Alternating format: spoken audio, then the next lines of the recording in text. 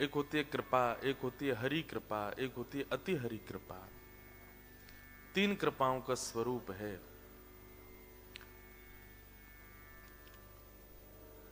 भगवत दर्शन होना, मंदिर में जाकर के ठाकुर जी के श्री विग्रह का अनुभव करना, ये कृपा है।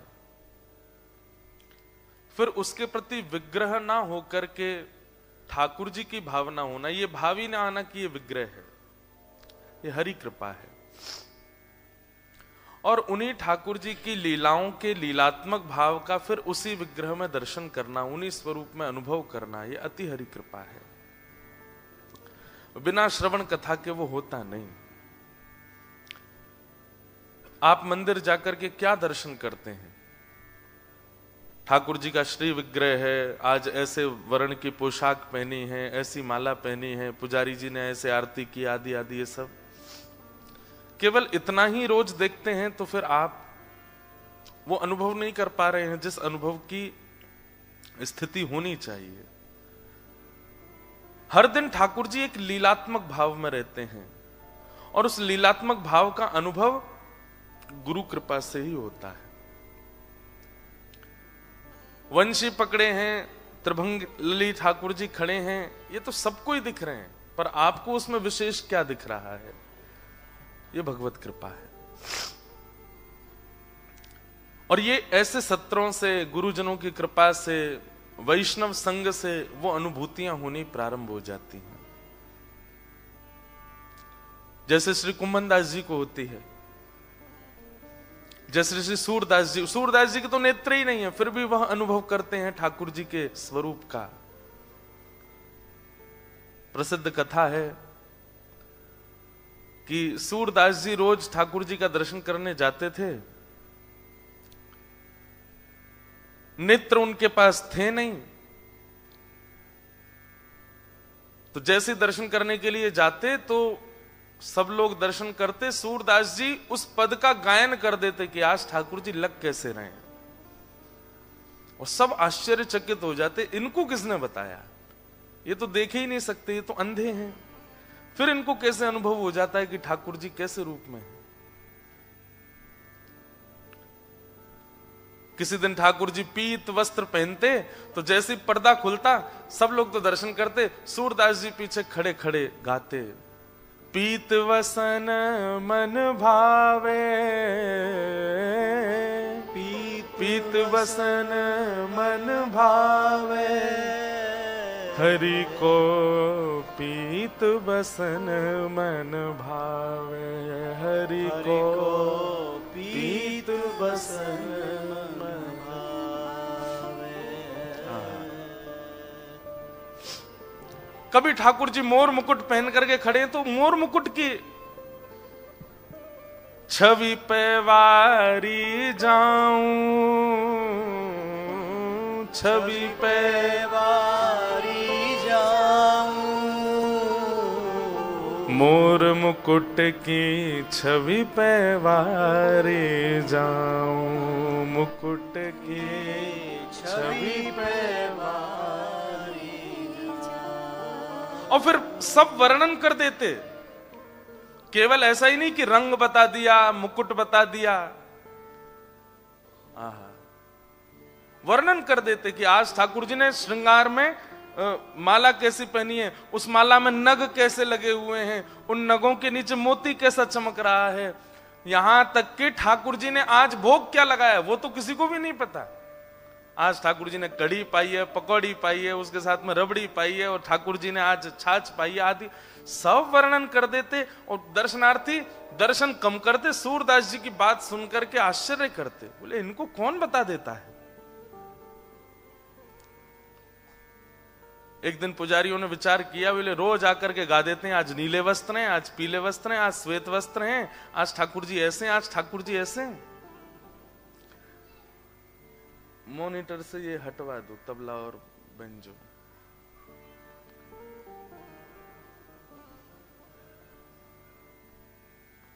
क्या बता रहा था मैं? हाँ, रोज वर्णन कर देते कि वस्त्र कैसे हैं। एक दिन पुजारियों ने मन में विचार किया, बोल आज हम ठाकुर जी को वस्त्र ही नहीं पहनाएंगे, आज इनको निर्वस्त्र ही खड़ा कर देते हैं, फिर देखते हैं सूरदास क्या गाएगा। ये जरूर तुक्का मारते हैं आकर के, ये पहले ही सोच के आते हैं कि आज ऐसा गाऊंगा, और उस दिन ठाकुर जी वैसे ही होते हैं। आज सूरदास जी जैसे ही आए, सब लोग परीक्षात्मक भाव से खड़े थे, बोले आज सूरदास जी की परीक्षा होगी, आज देखते हैं क्या गाएंगे। सबको बता दिया था, बोले आज ठाकुर जी ने वस्त्र नहीं पहने, इसलिए जैसे दर्शन खुले तो कोई हल्ला मत कर देना, सूरदास जी की परीक्षा होगी आज। जैसे ही कपाट खुले, आहा, ठाकुर जी ने केवल एक कॉपीन पहनी थी नीचे बस, और कुछ नहीं पहना है, बिल्कुल निर्वस्त्र है ऊपर से नीचे तक। सब लोगों ने प्रणाम करके, सबको तो पता ही था कि आज ये परीक्षा हो रही है, सबने कहा सूरदास जी आज सुनाओ भाव, कैसे लग रहे हैं ठाकुर जी। सूरदास जी के नेत्रों में अश्रु आ गए, बोले आज तो बहुत ही प्यारे लग रहे हैं। बोले कैसे लग रहे हैं? बोले मैं कहाँ बताऊं आज कैसे लग रहे हैं, इतने सुंदर लग रहे हैं आज तो। बोले वो तो पता है सुंदर लग रहे हैं, रोज ही लगे, आज कैसे लग रहे हैं? आहा, मोतिन माल गले उर साजे, मोतिन माल और साजे, छवि के उठत तरंगा, छवि के उठत तरंगा, आज हरि देखे नंगम नंगा, आज हरि देखे नंगम, आज हरि देखे नंगम नंगा, आज हरि देखे नंगम। सूरदास जी ने गा दिया।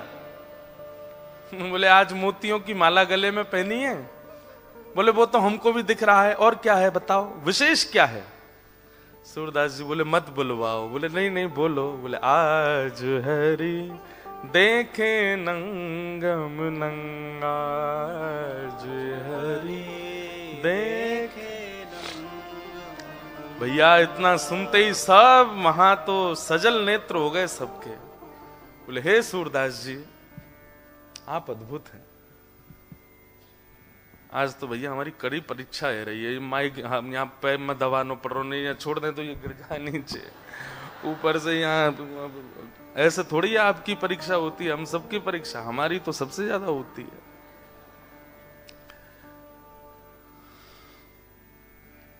आप उसकी वॉल्यूम ही कम कर लो, इसमें तो आ ही रही है आवाज।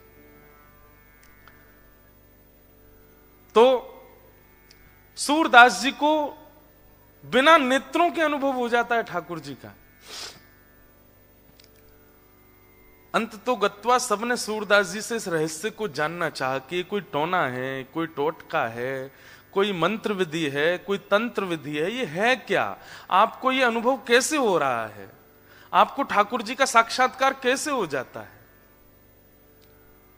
सूरदास जी कहे, बोले मैं बता तो दूंगा लेकिन तुम विश्वास करोगे नहीं। बोले नहीं हम विश्वास करेंगे, आप बता दीजिए। तब सूरदास जी ने ये पद आश्रय का गाया। दृढ़ इन चरणन केरो भरोसो, दृढ़ इन चरणन केरो। मेरे जो गुरु हैं उन पे मुझे अटूट विश्वास है, उनकी वाणी पर, उनके स्वरूप पर, उनके भाव पर, उनके चरणार बिंदों में मेरा ऐसा अविचल विश्वास है कि वो जो कह दें वो मेरे लिए सर्वोपरि है। और भैया मैंने और कछु नहीं कियो, केवल अपने गुरुदेव पर पूर्ण भरोसा किया है और अपने आप को समर्पित कर दिया है।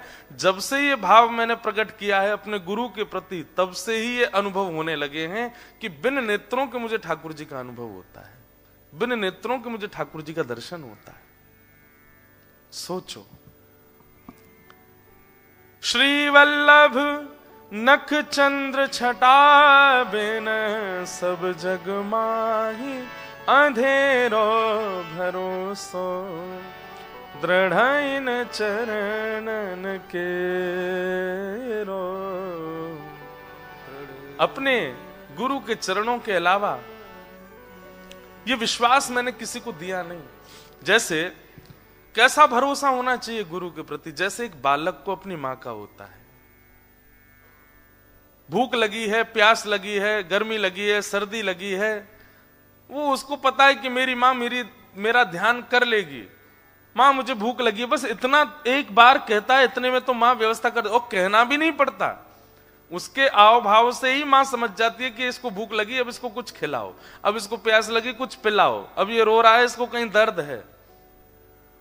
बालक को पूर्ण भरोसा हो जाता है अपनी मां पर कि ये मेरा ध्यान रखेंगी, सोना खाना पीना सब जगह ये मेरे साथ हैं, मुझे इन पे पूर्ण भरोसा है, पूर्ण विश्वास है।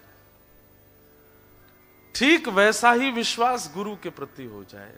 बंधुओं, आपके अगर गुरु हैं तो अच्छी बात, अगर गुरु नहीं अभी तक बनाए तो कृष्णम वंदे जगत गुरुम, सबके गुरु ठाकुर जी हैं, ठाकुर जी कोई गुरु मानो और उन पे फिर पूर्ण विश्वास कर लो, पूर्ण भरोसा। एक व्यक्ति कथा सुन रहा था, कथा में सुनकर के ऐसा प्रेम जगा, तानपुरा तो नहीं दे दो, ऐसा प्रेम उसके चित्त में जगा, तुरंत वृंदावन पहुंच गया और वृंदावन जाकर के केवल एक ही रट लगी है उसकी कि मुझे श्याम सुंदर से मिलना है, मुझे ठाकुर जी से मिलना है, मुझे प्रियतम से मिलना है, मुझे ठाकुर जी का साक्षात्कार करना है। अब जिससे भी मिलता है उससे जाके यही कहता है कि मुझे ठाकुर जी से मिला दो, मुझे श्याम सुंदर से मिला दो, मुझे राधा रमण जी के प्रत्यक्ष दर्शन करा दो। अब सब लोग बोले यही मंदिर में मिल जाएंगे, अंदर चले जाओ मिल जाएंगे, कोई कहे तुम परिक्रमा कर दो वृंदावन की मिल जाएंगे, कोई कहे तुम जमुना जी स्नान कर लो मिल जाएंगे। लेकिन तभी उसको एक ठग मिला। कौन मिला? कौन मिला? ठग। ठग कौन होता है? फ्रॉड। जो लोगों के मन से खेले, व्यवहार से खेले, विचार से खेले, वो ठग है। तो रोते रोते जा रहे थे, मुझे श्याम सुंदर से मिलना है, मुझे ठाकुर जी से मिलना है, जो विधि बताओगे वो करूंगा। ऐसी स्थिति एक बार रसखान की हुई थी। रसखान भी जब वृंदावन आए तो वृंदावन आकर के ऐसी स्थिति में ही थे, जिससे बैठ के मिलते उससे यही पूछते मुझे श्याम सुंदर कैसे मिलेंगे। तो कोई कहता तुम ब्रजरज लगाया करो, तो पूरे तन पे ब्रजरज लगा के घूमते थे। अब मिल जाएंगे? बोले हाँ मिल जाएंगे। ऐसे ही घूमते थे। फिर किसी से मिले, वो किसी ने कहा तुम भैया इतनी मिट्टी पोत के क्यों चलते हो? बोले श्याम सुंदर से मिलना है। बोले इससे नहीं, तुलसी माला पहनो, कंठी पहनो, उससे मिलेंगे। तो रज भी लगाते, ऊपर से यहाँ पे भी कंठी पहन ली, इधर भी कंठी पहन ली, यहाँ भी तुलसी माला पहन ली, कमर में भी पहन ली, सिर पे भी बांध ली, कान में भी लटका ली। बोले अब मिल जाएंगे? सामने वाला बोला भाई महा पागल है ये तो, हाँ मिल जाएंगे, ऐसे ही मिल जाएंगे। तो वैसे ही घूमते। इतने में कोई मिला, उसने पूछा ए भाई तुम इतनी कंठी पहन के क्यों घूमते हो? बोले श्याम सुंदर से मिलना है। ऐसे नहीं मिलेंगे, वृंदावन की रोज 3 परिक्रमा लगाया करो, बस कोई कहे भर दे। निकल गए परिक्रमा में। 3 नहीं, पूरे दिन चलते ही रहते हैं, वृंदावन परिक्रमा में डोलते रहते। जहां नींद आ जाती है वहीं सो जाते हैं, जैसे यहाँ खुलती फिर चलने लगते हैं। वृंदावन परिक्रमा पथ छोड़ा ही नहीं, उसी में चलते। फिर कोई मिल गया, बोले भैया हमने देखा तुम पूरे दिन वृंदावन परिक्रमा ही लगाते रहते। बोले श्याम सुंदर से मिलना है। ऐसे नहीं मिलेंगे, वो कंठ भर यमुना जल में खड़े हो जाओ तब मिलेंगे। बस उसी समय कोई कह दे, उस पर यह विचार नहीं करते थे कि कहने वाला योग्य है कि अयोग्य है, कि कितना बड़ा है कितना छोटा है, कौन है।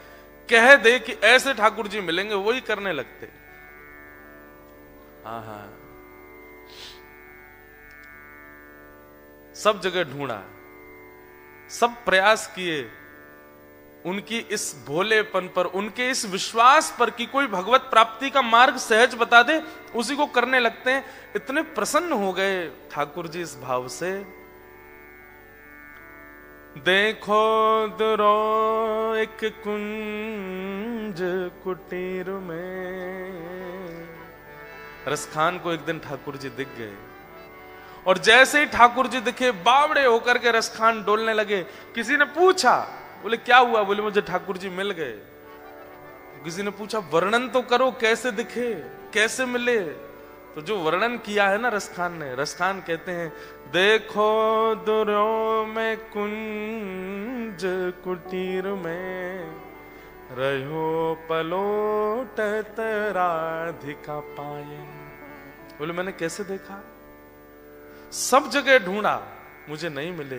तभी मैंने वृंदावन की एक कुंज में देखा, तो उस कुंज में मुझे दिखा कि एक रत्न जड़ित सिंहासन है और उस सिंहासन पर किशोरी जी बैठी हैं और किशोरी जी के चरणों में अपने मुकुट को रख करके श्याम सुंदर बैठे हैं। मैंने वहां उनको देखा। देखो दुर्यों में कुंज कुटीर में, रहो पलोटत। पलोटत का मतलब होता है ऐसे ऐसे पलट रहे हैं ठाकुर जी।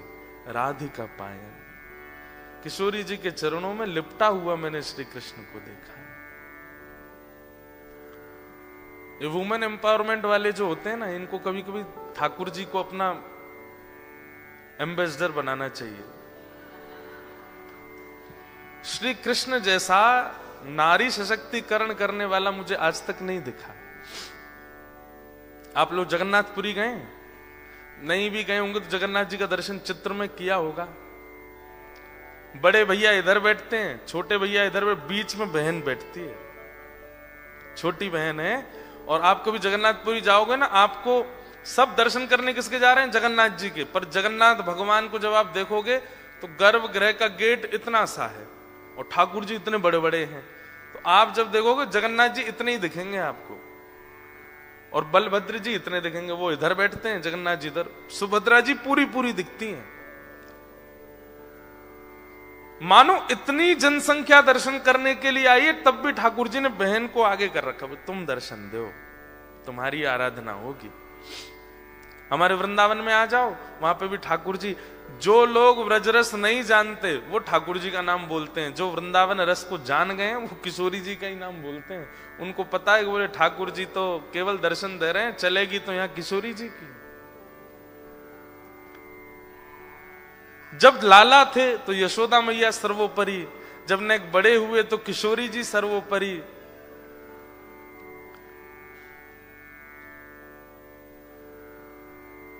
एक कन्या का, नारी का, मां का सम्मान कैसे होना चाहिए, श्री कृष्ण से सीखिए आप, उनसे जानिए। वही कहते हैं, यत्र नार्यस्तु पूज्यन्ते रमन्ते तत्र देवता। जहां नारी का सम्मान नहीं होते, ठाकुर जी कहते हैं मैं वहां जाता ही नहीं हूं, मेरा वहां उपस्थितिकरण ही नहीं होता। इतना ठाकुर जी सम्मान करते हैं। तो रसखान कहते हैं कि मैंने किशोरी जी के चरणों में लोटा हुआ श्री कृष्ण को देखा, लेटे हुए श्री कृष्ण को देखा, चरणों में लेटे हुए हैं। श्री जयदेव महाप्रभु गीत गोविंद की रचना कर रहे थे, तो एक पद लिखते लिखते उनके मन में जो भाव आता था वो लिखते थे। तभी उनके मन में यही भाव आया कि ठाकुर जी किशोरी जी के चरणों में सिर रख करके प्रणाम कर रहे हैं। लेकिन लिखने में वो विचार करने लगे, ये भाव लिखूंगा कहीं अनुचित तो नहीं लगेगा। इधर देखो सब लोग सुनो, मन में जो भाव आता लिख देते।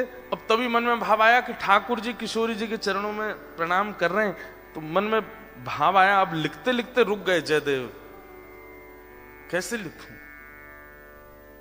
कहीं ऐसा ना हो कि मेरी बात अनुचित हो जाए। वहीं रोक दी अपनी कलम, और कलम रख करके गीत गोविंद की पत्रिका विराम दे करके पत्नी से बोले, देवी अभी आगे की पंक्ति याद नहीं आ रही, सोचने लगे कुछ और आएगा तो वो लिखूंगा। पर जयदेव महाप्रभु के चित्त में उनकी भावना थोड़ी आती थी, वो तो ठाकुर जी भावना करते हैं, वही वो लिखते थे। लेकिन जयदेव महाप्रभु ने उस बात को लिखा नहीं कि किशोरी जी के चरणों में श्री ठाकुर जी के मस्तक रखे हैं। अधूरा छोड़ करके जयदेव महाप्रभु जैसे ही बाहर गए, पत्नी से बोल के, देवी हम स्नान करने जा रहे हैं, तुम भोजन की व्यवस्था कर लो और फिर आकर के हम भोजन करेंगे, फिर कुछ याद आएगा तो आगे लिखेंगे। जयदेव महाप्रभु जैसे गए, इतने में ठाकुर जी जयदेव महाप्रभु का रूप बना के आ गए। जयदेव महाप्रभु संकोच कर रहे हैं लिखने में, तो ठाकुर जी ही जयदेव महाप्रभु बन के आए। और तुरंत जैसे लौट कर गया तो पत्नी बोली, अरे आप तो स्नान करने गए थे, इतनी जल्दी कैसे आ गए? अरे देवी मुझे वो पंक्ति याद आ गई, मैं लिख दूं। और जो जयदेव महाप्रभु सुन रहे थे और लिखने में संकोच कर रहे थे, ठाकुर जी ने वही लिख दिया। किशोरी जी के श्री चरणों में मेरे मस्तक हैं, लिख दिया।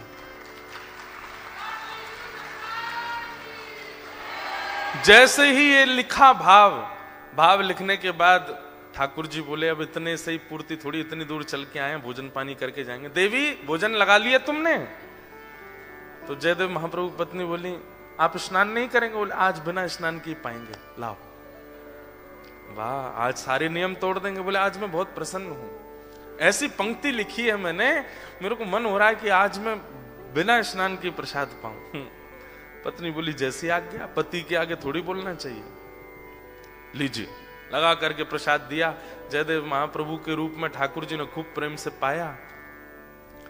उनकी पत्नी का नियम था कि पति की थाली में ही पाती हैं पत्नियां, उनका थोड़ा उच्छिष्ट हो या साथ में बैठ के पा लेती हैं या उसके बाद पाती हैं, पति की थाली में ही पा लेती हैं। तो उनकी पत्नी का नियम था वो जयदेव महाप्रभु के बाद उसी थाली में पाती थी। थाली लेकर के वो अपना पाने बैठ गई। जयदेव महाप्रभु अब हम जा रहे हैं नहाने के लिए, हाँ तुम पालो। ठाकुर जी जैसे कि इतने में असली जयदेव महाप्रभु आए। जैसे ही घर में आए देखा पत्नी प्रसाद पा रही। देवी आज इतनी भूख लगी कि हमसे पहले ही पा लिया। पत्नी बोली वाह, अभी तो आप पाके गए हो। बोले मैं कब पाके गया, मैं तो बोल के गया था कि प्रसाद की तैयारी कर लो। अरे कितनी जल्दी भूल गए, अभी आप आए लौट करके बोले पंक्ति याद आ गई है, आपने पुस्तक उठा के पंक्ति लिखी, उसके बाद बोले प्रसाद पवा दो। मैंने बोला भी कि बिना नहाए पाओगे? बोले हाँ आज बहुत प्रसन्न हूं, पाके चले गए स्नान करने और अब कह रहे हो ये सब क्या? जयदेव महाप्रभु बोले पंक्ति लिखी? हाँ आपने गीत गोविंद में पंक्ति लिखी। दौड़ करके महाप्रभु, जैसे ही जयदेव महाप्रभु ने पंक्ति, जो उनके मन में आ रहा था, जो वो लिखने में घबरा रहे थे, वही पंक्ति वहां लिखी हुई थी, जो कि स्वयं श्री जगन्नाथ भगवान लिख करके गए। देवी के पास गए, बोले देवी थाली कहाँ है? बोले ये रही। बोले इसमें से मुझे पाने दो, जल्दी पाने दो। और बोली मैं अपना झूठा नहीं पवाऊंगी आपको। अरे तू छोड़, तेरा झूठा नहीं है ये। वो कोई और नहीं थे, वो स्वयं ठाकुर जी आए थे। मैं संकोच कर रहा था लिखने में, उस संकोच को बदलना चाह रहा था मैं, लेकिन मेरी अनुपस्थिति में ठाकुर जी आए, लिख करके गए और तेरे हाथ से बनी प्रसादी पा करके अपना उच्छिष्ट प्रसाद तुझको दे करके गए। मुझे दे दे, उसमें से 2-3 कण दे दे। वो ठाकुर जी पा करके गए। ऐसे जयदेव महाप्रभु। तो ये व्रज का भाव है। वहां किशोरी जी कौन है? बंधुओं श्री राधा रानी कौन है? ध्यान से सुनिएगा। व्यक्ति को जब अत्यंत आनंद आता है, तो देखो यहां बैठे हर व्यक्ति, मुझसे लेके पीछे तक, हम सबको जब भी बहुत आनंद आता है तो हम सबकी एक कोई ना कोई क्रिया है, हम वो करते हैं। जैसे कोई व्यक्ति है वो जोर से नाचने लगता है जब उसको बहुत आनंद आता है। कोई व्यक्ति है उसको बहुत आनंद आता है वो रोने लगता है। कोई व्यक्ति जिसको आनंद आता है वो चिल्लाने लगता है। कोई व्यक्ति उसको बहुत आनंद आता है तो बड़े उल्टे सीधे काम भी करते हैं लोग। कई लोगों को बड़ा जोर से आनंद आता है तो सिर के बल लुढ़क ही मारते हैं, करते हैं। कोई कूदने लगता है, कोई चिल्लाता है। ऐसे ही श्री कृष्ण को जब बहुत आह्लाद होता है तो श्री ठाकुर जी प्रकट नहीं कर पाते। ब्रह्मांड नायक है ना, इसलिए ठाकुर जी ने विचार किया मैं क्या करूं, मेरा अत्यंत आह्लाद, जो मेरा जो आनंद का स्वरूप है, जब मुझे बहुत प्रसन्नता होती है तो मेरे हृदय में जो आह्लाद है मैं उसको कैसे प्रकट करूं। तब ठाकुर जी ने एक दिन मन में विचार किया कि आज मैं अपने आह्लाद स्वरूप को प्रकट करूंगा, जो मेरे चित्त में आनंद आता है उसको मैं प्रकट करूंगा। और जब ठाकुर जी ने अपने चित्त के आह्लाद को प्रकट किया तो वही आह्लाद ही श्री किशोरी जी के रूप में प्रकट हुआ। इसलिए ठाकुर जी की आह्लादनी शक्ति है कौन? श्री राधा रानी। ठाकुर जी का अद्भुत सुख, अद्भुत आनंद, अद्भुत उत्साह, अद्भुत प्रेम, वो सब एकत्रित हुआ हृदय में और वही श्री ठाकुर जी से प्रकट हुआ श्री किशोरी जी के रूप में, श्री लाडली जी के रूप में। इसलिए ठाकुर जी सदा उनको निहारते हैं। कई लोगों के मन में बहुत प्रश्न आते हैं, क्योंकि हम लोग आजकल के सीरियल्स देखते हैं, आजकल की मूवीज देखते हैं, तो आजकल के लड़का लड़की की तरह ही हमको दिखते हैं। ठाकुर जी का वो आह्लाद है, ठाकुर जी नित्य देखते हैं किशोरी जी को, उसी से ही प्रसन्न होते हैं, उसी से ही आनंदित होते हैं। तो रसखान को वही दर्शन हुए। देखो दुर्यो में कुंज कुटीर में रहो पलोटत राधिका पायन। किशोरी जी के चरणों में लोटा हुआ मैंने कृष्ण को देखा। परंतु ये भगवत साक्षात्कार रसखान को, जयदेव महाप्रभु को, सूरदास जी को कैसे हो रहा है? केवल एक क्रिया, गुरु के प्रति अटूट विश्वास। हमारे गुरु चाहे जैसे ही हैं, पर हमारे गुरुदेव अगर आज्ञा कर दें, उनकी वाणी अगर सुन लें, उनके प्रवचन सुन लें, उनकी बात जो है हमारे चित्त में घर के बैठ जाए, उस पर फिर दोबारा संशय ना हो। बस ये बिना संशय की बुद्धि जो गुरु के प्रति है, यही भगवत दर्शन कराती है।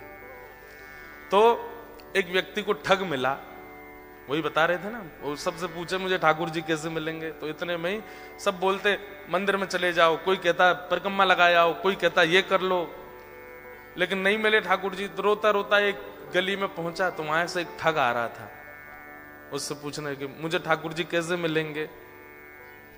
तो ठग ने देखा, बोले कि इसकी स्थिति बड़ी भावुक है, रो रहा है और ठाकुर जी से मिलने के लिए बड़ा व्याकुल है, लेकिन इसके हाथ में 2-3 सोने की अंगूठी हैं, गले में एक चैन भी पहनी है, उसके पास में बैग है, उसमें भी कुछ तो रुपए पड़े ही होंगे, चलो इसको मिलवाते हैं ठाकुर जी से। बोले मेरे साथ चलो, मेरे पीछे पीछे चलो। और जैसे बोला पीछे, वो तो इतना उत्साहित हो गया, चलो चलो मिलवाओ ठाकुर जी से। जमुना जी ले गए। जमुना जी जाकर के बोले अब सारे वस्त्र उतार दो, अपने झोला रख दो नीचे। वस्त्र उतार दिए तुरंत। बोले कैसे मिलेंगे ठाकुर जी? बोले जितना पहना है सोना चांदी सब उतार दो। सब उतार दिया। बोले बस एक वस्त्र में रहो, जाओ कंठ भर जमुना जी में खड़े हो जाओ। तुरंत चला गया। अब उसको ठंडी कहां लगती है, उसको गर्मी। जिसको ठाकुर जी से मिलने की इच्छा हो, उसको फिर बाह्य व्यवहार, फिर जिसको प्रेम हो गया हो ना, उसको ना भूख लगती है, ना प्यास लगती है, ना नींद लगती है, ना ठंड लगती है, ना गर्मी लगती है, कुछ नहीं लगता।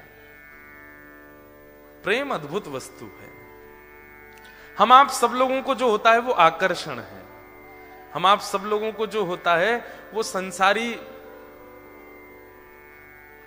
केवल और केवल मोह है। बहुत 0.1% किसी जीव को प्रेम होता है। हमारा आपका प्रेम स्वच्छ नहीं है, लेकिन जिसको प्रेम हो जाता बाधित नहीं करती।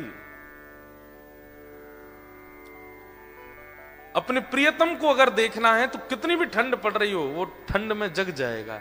अपने प्रियतम के लिए भूखा रहना है तो रह लेगा।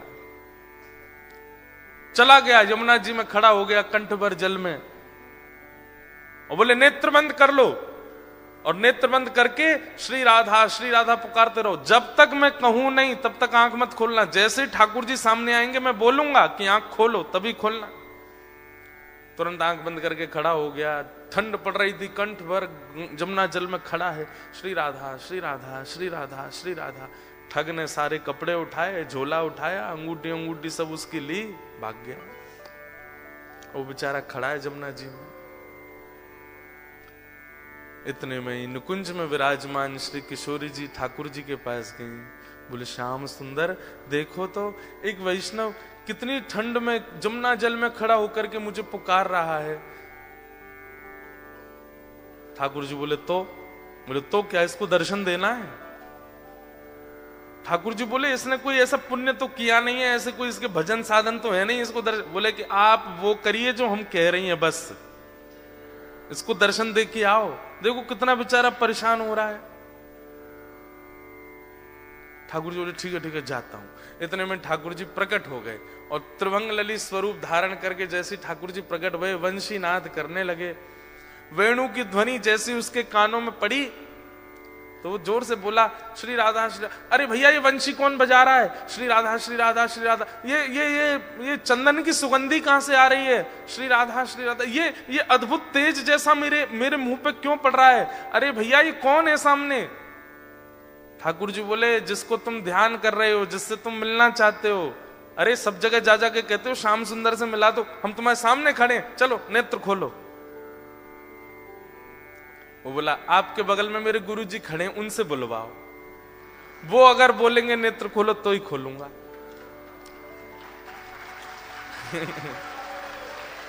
ठाकुर जी आप आ गए, बहुत अच्छा किया आपने अपने वचन का निर्वहन किया, पर आपके बगल में मेरे गुरुजी खड़े हैं, वही मुझे लेकर के आए थे, उन्होंने ही कहा था जमुना जी में खड़े हो जाओ, राधा राधा जपो। गुरुजी कहां गए मेरे? बोले कि यहां कोई गुरु गुरु नहीं है। अरे मेरे गुरुजी वहीं होंगे, वही मुझे गली में मिले थे, वही मुझे लेकर के आए थे। ठाकुर जी बोले वो कोई गुरु गुरु नहीं है, ठग है, एक नंबर का ठग।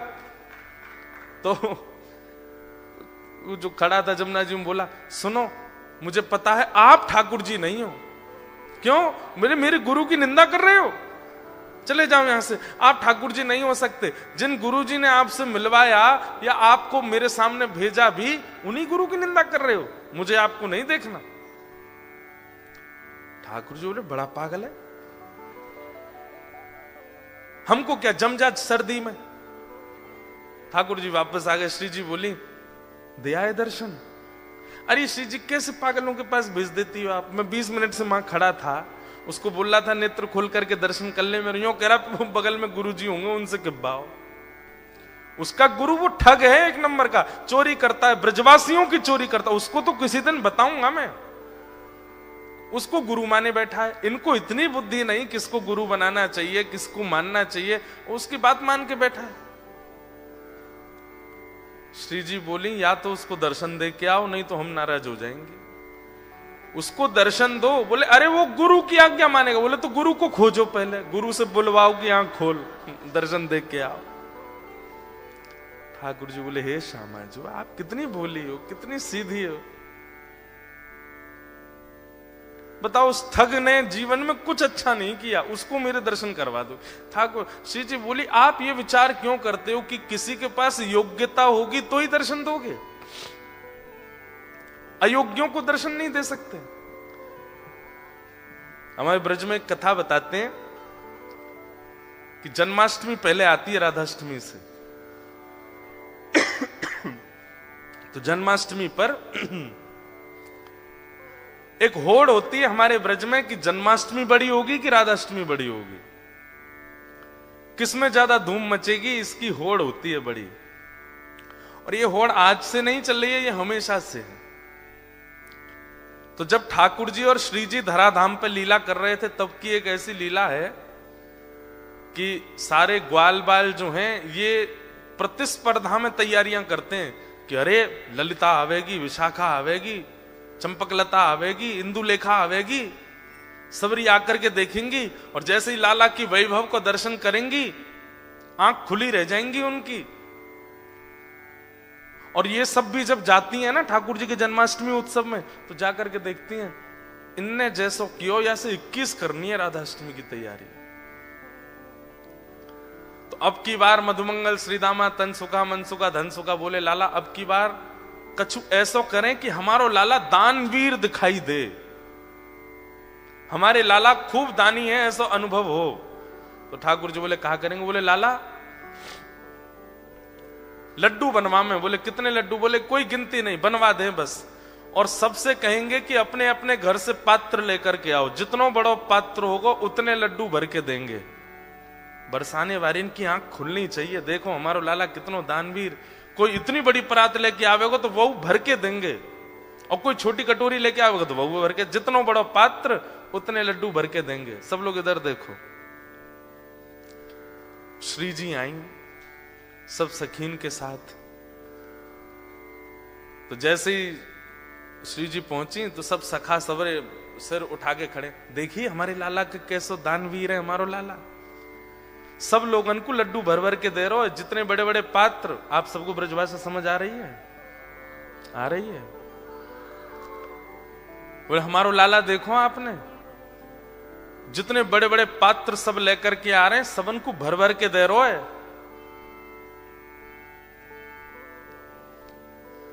इतने में ललिता बोली और कोई छोटे पात्र लेके आ रहे हो तो? वो बोले भाई जितना बड़ा पात्र उतने ही लड्डू मिलेंगे, और तुम्हारी बस चले तो इतना बड़ा पात्र ले आओ, लाला भर के ही देखो। अब तुम पे है ही इतना सा तो फिर तो 4 लड्डू ही देखो। ललिता विशाखा बोली राधाष्टमी पे बरसाने आई हो अब के तो दिखाएंगे हम। तो सब रे सखा बोले ऐसो कहा करेंगे ये। तो बरसाने में कहा कियो, सब जगह हल्ला मचवा दियो, कोई भी पात्र लेकर के मत आइयो, खाली हाथ आइयो। तो ये सुनकर के सब सखा बोले बताओ पात्रन की मना कर दिए दे तो कहा देंगे ये। सब खाली हाथ जा रहे तो कहा देखो कि मुख्य द्वार पे ललिता विशाखा खड़ी हैं और जितने लोग आ रहे हैं सबन को बड़े बड़े पात्र पकड़ा रही हैं, कोई भी छोटा पात्र नहीं, सबन को बड़े बड़े पात्र दे रही हैं। अब जाओ श्री जी के पास। और श्री जी वह पात्र को भर भर के दे रही हैं। जैसे ही मधुमंगल श्री दामा सबरे पहुंचे, अरे तुम्हारो लाला तो बड़ो पात्र होगो तो ज्यादा देगो, छोटो होगो तो कम देगो, हमारी श्री जी तो पात्र भी खुद देती हैं और फिर वह भर के और दे में। ये हमारी लाडली जी हैं, ये हमारी किशोरी जी हैं। इतनो सो मोह रह गयो ग्वाल बालन को। लाला तू एक काम कर, बोले कहा तू अपनो जन्मदिन बाद में कर, हम कछु भी करें ये बात 21 ही कर ला में, क्यों 1 महीना बाद आता है श्री जी का जन्मदिन। ठाकुर जी बोले अब मैं का दोबारा जन्म लेके आऊं 1 महीना बाद? बोले कहां बता मैं कितनों कछु कर ले हो, हम तो 21 ही नहीं कर आवे हर बार। तो हमारी श्री जी कैसी? अब इसके आध्यात्मिक अर्थ क्या है कि हमारे ठाकुर जी तो ऐसे भैया तुम्हारी पात्रता जितनी है उतनी कृपा करेंगे, पर हमारी श्री जी कैसी हैं? बोले पात्र भी स्वयं बनाती हैं और फिर कृपा भी करती हैं। ऐसे हमारी लाडली जी, ऐसे हमारी किशोरी जी। तो श्री राधा रानी बोली जाओ पहले उस ठग को खोजो और उसको लेकर के जमुना जी पर जाओ, वाते किब्बाओ कि लाला आंख खोल, और ये जब आंख खोले तो या दर्शन दे के फिर आओ। ठाकुर जी बोले जा रहा हूं। ठाकुर जी गए, अब ठग को खोज रहे हैं वृंदावन में कहां है। इतने में वो कहीं मिल गया तो ठाकुर जी जैसे ही पहुंचे आंख पे हाथ धरे, अरे भैया इतनी जोर से रोशनी आ रही है, कौन आयो? इतने में श्री राधा रमन लाल प्रकट हो गए उसके सामने। ठग बोलो आप? बोले मैं नंदन नंदन ब्रजोर चंदन। अरे आप मुझको प्रत्यक्ष दर्शन दे रहे, मैं छू के देख लूं? बोले तेरी पात्रता तो ना लेकिन छू ले। तो छू के देखे, चरण पकड़े, अरे वाह जय हो, बलैया लेवे ठाकुर जी की खूब रोवे। बोले जय जय एक बात कहूं? बोले कहा आज तक मैं यूं ही सोचो करता हूं कि मैंने जीवन में इतने गलत काम किए हैं, इतने गलत काम किए हैं, इतने गलत काम किए कि कभी गंगा जमुना भी मुंह को स्वीकार नहीं करेंगी, लेकिन आज मेरे मन में आई कि मैंने अच्छे काम तो किए जो आप मुंह को मिल रहे हो। ठाकुर जी बोले दारी के तेने कछु अच्छो कियो ना है, वो तो श्री जी की तो पे कृपा है गई है। बोले जय जय कैसे कष्ट दे रहे हो बताओ? बोले चल मेरे संग, वो एक खड़ो करके आयो तू जमुना जी में, वो कंठ पर गंगा जल जमुना जी में खड़ो मेरे दर्शन को, बातें जाके बोल कि आंख खोल के दर्शन कर, ये किब्बा भी आयो तो ते। अच्छा जय जय वहां जानो है क्या जमुना जी? बोले हाँ। बोले एक काम कर दो। बोले का? मेरी पत्नी सो रही, बहू को दर्शन दे दो। ठाकुर जी बोले तू चल रहा हो कि नहीं चल रहा? बोले जय जय देख लो, बहू दर्शन नहीं दोगे तो मैं नहीं जाऊंगा। अब ठाकुर जी को लगे बाय दर्शन नहीं दिए तो श्री जी वहां उल्टो डांटेंगी। सब पूरे परिवार को झड़ा दर्शन करा दिए वाने ठाकुर जी के, और अंत में सबरे अपनी बात मनवा के काम मनवा करके तब बोलो अब चलो। ठाकुर जी बोले जल्दी चल। बोले तू एक बार बाकी आंख खुलो अब तो फिर मैं बताऊंगा। जैसे ही पहुंचे ठिठर रहा है, मुख नीला पड़ गया ठंड के कारण, लेकिन आंख नहीं खोली उसने। ठाकुर जी बोले ए देख तेरे सामने फिरते आ गया हूं मैं। बोले आप आ गए, लेकिन पहले मेरे गुरु जी से किब्बाओ कि आंख खोलो। बोले चल इसको बोल, आंख खोलने के लिए बोल। अरे भैया तेरे सामने साक्षात जगत नियंता जगदाधार साक्षात ठाकुर जी खड़े हैं, तू जल्दी नेत्र खोल के दर्शन कर ले। जैसे ही उसने नेत्र खोले, श्याम सुंदर खड़े हैं, मधुर वेणु बजा रहे हैं, त्रिभंग लली हैं, मोर मुकुट पहना है, सुबह से श्रृंगार करके डोल रहे, ठाकुर जी मेरे दर्शन करेगो। उसने कही जय जय, मैं आपको प्रणाम कर लूं। बोले जल्दी आप प्रणाम करो। बोले गुरु जी से किब्बाओ पहले। बोले इसको बोल मुझे प्रणाम करे। बोले आओ भैया प्रणाम करो। बाहर आकर के उसने प्रणाम किए, फिर गुरुदेव को प्रणाम। ठाकुर जी उस पर इतने रिझ गए, बोले ये गुरु नहीं है, ये महाठग है, ये महाचोर है। लेकिन इसने ये बोल दिया था कि मैं ठाकुर जी से मिलवाऊंगा, तो तेरे में इतना विश्वास आ गया कि इसकी बात को तू पत्थर की लकीर मान के चल रहा है। मैं तो बहुत प्रसन्न हूं। और ठाकुर जी ने उसको हृदय से लगाया तो दूर खड़ा ठग रो रहा था। बोले जय जय, आप इसको इतना प्रेम क्यों करो? बोले है ही इतना प्रिय। बोले बनाया तो मैंने ना, प्रेमी तो मैंने बनाया, मुझे भी हृदय से लगा लो। ठाकुर जी बोले तू भी आ, और पकड़ करके दोनों को हृदय से लगाया और दोनों को निकुंज लीला में लेकर के गए। और वहां श्री जी ने फिर कृपा करी। भगवत दर्शन भैया, सूरदास जी के इस पद को आप अन्यथा मत लिया कीजिए। सूरदास जी स्पष्ट कहते हैं इस कलिकाल में और कोई साधन ही नहीं है, साधन और नाहिया कली में जासो होत निवेरो, भरोसो दृढ़ चरणन केरो। गुरु आज्ञा, भले ही दीक्षा नहीं भी हुई हो आपकी, जिसकी आप कथा सुनते हैं, जिसके आप वचन सुनते हैं, जिसकी आप वाणी सुनते हैं, उनको आप मन से गुरु मान लीजिए और बस उनकी कही गई बात को पालन कर लीजिए। अगर कभी आप कोई रील देख रहे हैं और अचानक से हमारे वृंदावन के पूज्य हमारे प्रेमानंद जी महाराज की आती हैं, कभी किसी महापुरुष की आती है, कभी किसी संत की आती है, आपके सामने वो रील आ गई या वीडियो आ गई और आप 2 मिनट सुनने लगे और उसमें उन्होंने सीधा पहला वर्ड ही यही कहा कि भाई सवेरे 5 बजे उठना चाहिए, बस उसको मान लीजिए, वही चाबी है। आप सत्य बता रहे हैं, इतने सामान्य सी बात भी आप एक आचार्य की मान लेते हैं ना, उसी से ही भगवत भाव प्रकट होने लग जाते हैं चित्त में। देखो इसके पीछे कॉन्सेप्ट क्या है कि अभी आप अपने स्वयं के स्वामी बने हुए हैं, इसलिए आपकी जिम्मेवारी आपके ही हाथ में है। गलत करोगे तो भी आपको भोगना पड़ेगा, अच्छा करोगे तो भी आपको ही मिलेगा, सब कुछ आप अपने स्वामी बने हुए हो। लेकिन जैसे ही आप किसी के आसरतु होते हैं, जैसे ही आप किसी का आश्रय ग्रहण करते हैं, उसकी बात को मानना प्रारंभ कर देते हैं और वो व्यक्ति वैष्णव है, ठाकुर जी का भक्त है, तो फिर ठाकुर जी को चिंता होती है कि अरे बताओ ये इतनी दूर ऑस्ट्रेलिया में रहता है, इतनी व्यस्त क्रम में रहता है और फिर ये मेरे एक वैष्णव की बातें मान रहा है, अगर इसका कल्याण नहीं हुआ तो इस वैष्णव और मेरी इस पर कृपा और मेरा ये आश्रय है, इस पर अविश्वास हो जाएगा, इसलिए इसकी बातें पूरी करनी चाहिए। तो इसलिए आप जब किसी गुरुआश्रित हो जाते हैं तो ठाकुर जी को चिंता होती है कि भाई ये गुरु आज्ञा मानता है और अगर इसका कल्याण नहीं हुआ तो गुरु शिष्य परंपरा नष्ट हो जाएगी, इसलिए ठाकुर जी फिर कृपा करते हैं।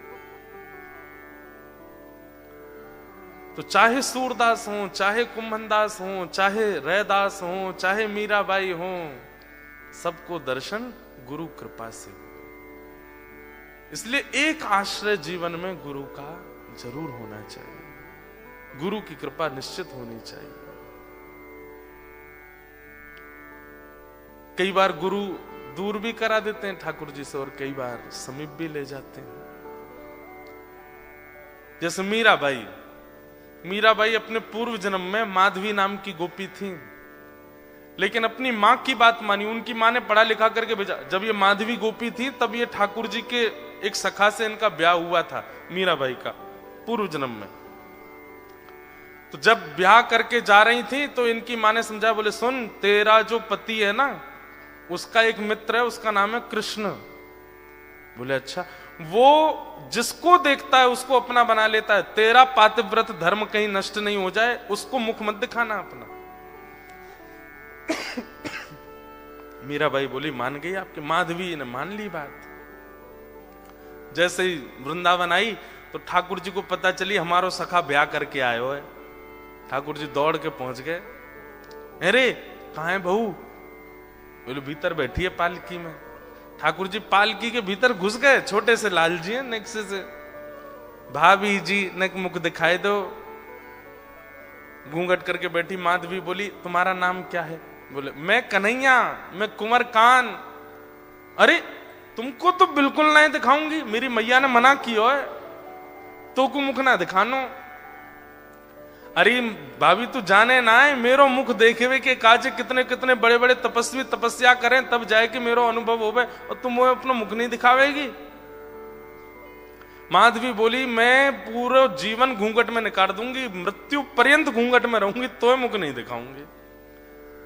तो ठाकुर जी फिर बहुत देर तक मनाते रहे, जाते जाते बोल गए देख लियो भाभी तड़पेगी मोह देखवे के काजे, और तो इतनी प्रतीक्षा करनी पड़ेगी, फिर तेरे जीवन में एक गुरु आवेगो, वो ही मेरा अनुभव करावेगो। माधवी पूरे अपने जीवन काल में ठाकुर जी का दर्शन नहीं किया। जब जब पता चलता कि गली से श्याम सुंदर आ रहे हैं घूंघट कर लेती, लेकिन तभी समय आया गोवर्धन धारण लीला का।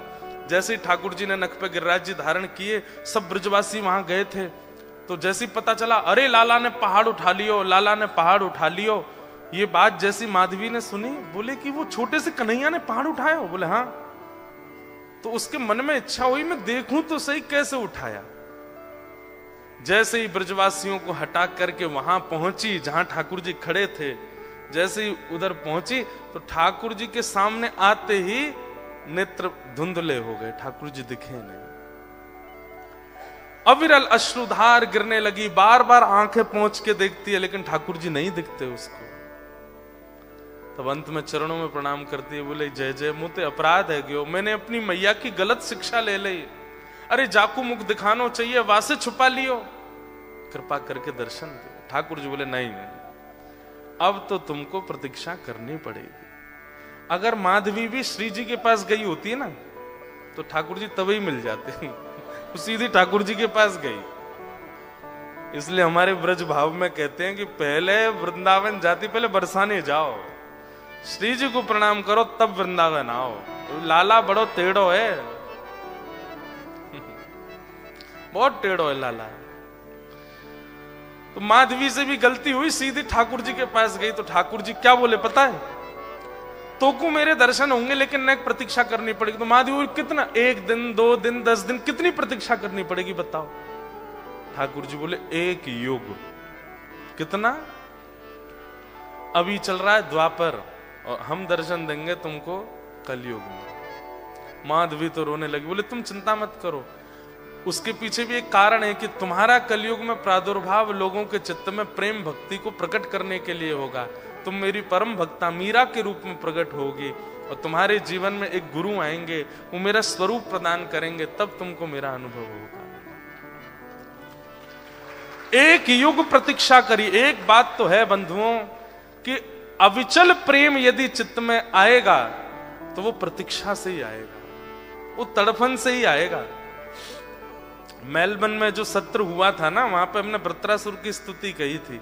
तो वृत्रासुर की स्तुति में 3रे श्लोक में वृत्रासुर ने भगवान से पीड़ा ही मांगी, ठाकुर जी से यही कहा कि हे नाथ मुझे विरह दे दो। जिसके जीवन में विरह नहीं है ना, ठाकुर जी उसको उत्कट प्रेम नहीं दे रहे हैं, ये समझ लेना चाहिए। उसको ठाकुर जी भक्ति दे रहे हैं, उसको ठाकुर जी भाव दे रहे हैं, पर प्रेम नहीं दे रहे। प्रेम जिसको दे रहे होंगे उसके तो नेत्रों से पनारे बंदे ही नहीं होंगे। मीराबाई से कहा 1 युग प्रतीक्षा कर। माधवी ने 1 युग प्रतीक्षा करी, प्राण त्याग दिए, फिर बहुत प्रतीक्षा की, तब जाकर के कलयुग आया। कलयुग का भी बहुत समय निकला। उसके बाद मेड़ता में मीराबाई का जन्म। थोड़ी आयु हुई तभी एक संत के ठाकुर जी देख लिए, और देख करके मीराबाई को सारी स्मृति आने लगी चित्त में। ऐसे गिरिराज जी उठाए हैं, इतना बड़ा पर्वत कभी इधर जाता है कभी उधर जाता है, सब ब्रजवासी अपनी छड़ी लगा के खड़े हैं, तभी मैं दौड़ करके चरणों में प्रणाम करने गई थी और मुझको दिखे नहीं। 5-6 वर्ष में ये सारी स्मृति आ गई मीराबाई को, और तब वो रोने लगी। हे महाराज, ये ठाकुर जी आपके नहीं है, ये मेरे हैं। इन्होंने कहा था ये 1 युग बाद मिलेंगे, आप इनको मुझे दे दो। 3 दिन के लिए छोटी सी मीरा ने अनशन किया, और उसके अनशन व्रत से घबरा करके महाराज जी ने ठाकुर जी दे दिए। और फिर मीराबाई का चरित्र सब है ही है विस्तृत। उन्हीं को लेकर के मीराबाई घूमती हैं, नाचती हैं, गाती हैं, और मीराबाई उनको ठाकुर जी मिले फिर।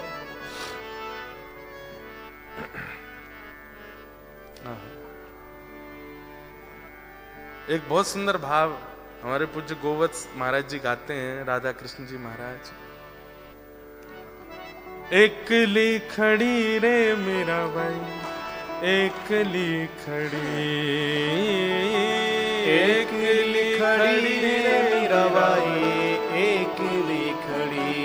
ओ एकली खड़ी रे मीराबाई, एकली खड़ी। ओ एकली खड़ी रे मीराबाई, एकली खड़ी। हे मोहन आओ तो सही रे गिरधर, आओ तो सही। माधव रे मंदिर में मीराबाई एकली खड़ी है। मोहन आओ तो सही, माधव आओ तो सही। माधव रे मंदिर में मीराबाई एकली खड़ी। गिरधर आओ तो सही रे गिरधर, आओ तो सही। माधव रे मंदिर में मीराबाई एकली खड़ी। ओ गिरधर आओ तो सही, गिरधर आओ तो सही।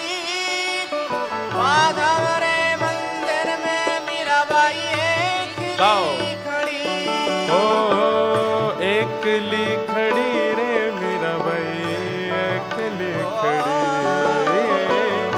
एकली खड़ी रे मीराबाई, एकली खड़ी। ओ एकली खड़ी रे मीराबाई, एकली खड़ी। एकली खड़ी रे मीराबाई, एकली खड़ी।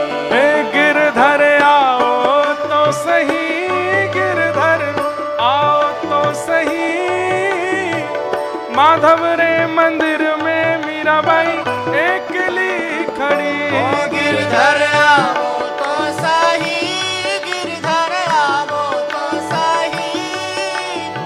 माधव रे मंदिर में मीराबाई एकली खड़ी। गिरधर आओ तो सही रे गिरधर, आओ तो सही। माधव रे मंदिर में मीराबाई एकली खड़ी। गिरधर आओ तो सही, गिरधर आओ तो सही। माधव रे मंदिर में मीराबाई एकली। बोलो गिरधर गोपाल की। हो।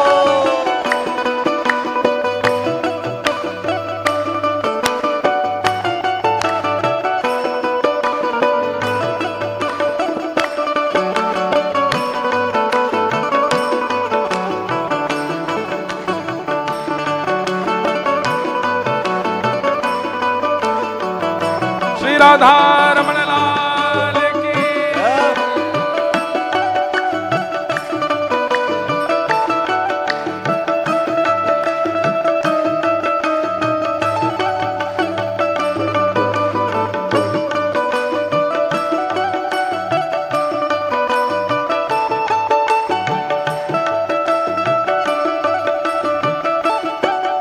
और ये भाव मारवाड़ी में है, लेकिन सरल मारवाड़ी है, समझ आ जाएगी सबको। गाओ। थे क्यों तो सांवरा में मोर मुकुट बन जाऊं। थे कहो तो सांवरा में मोर मुकुट बन जाऊं। थे क्यों तो सांवरा में मोर मुकुट बन जाऊं। थे कहो तो सांवरा में मोर मुकुट बन जाऊं। हो पैरण लागे सांवरो जे, पैरण लागे सांवरा। पैरण लागे सांवरो जे, पैरण लागे सांवरो। ओ मस्तक पर रम जाऊं रे मैं तो। ओ मस्तक पर रम जाऊं। हाँ मैं तो मस्तक पर रम जाऊं रे, ओ मैं तो मस्तक पर रम जाऊं। ए गिरधर आओ तो सही रे, गिरधर आओ तो सही, माधव रे मंदिर में मीराबाई अकेली खड़ी। ओ गिरधर आवो तो सही, गिरधर आवो तो सही, माधव रे मंदिर में मीराबाई अकेली। श्री राधा वल्लभ लाल की हो।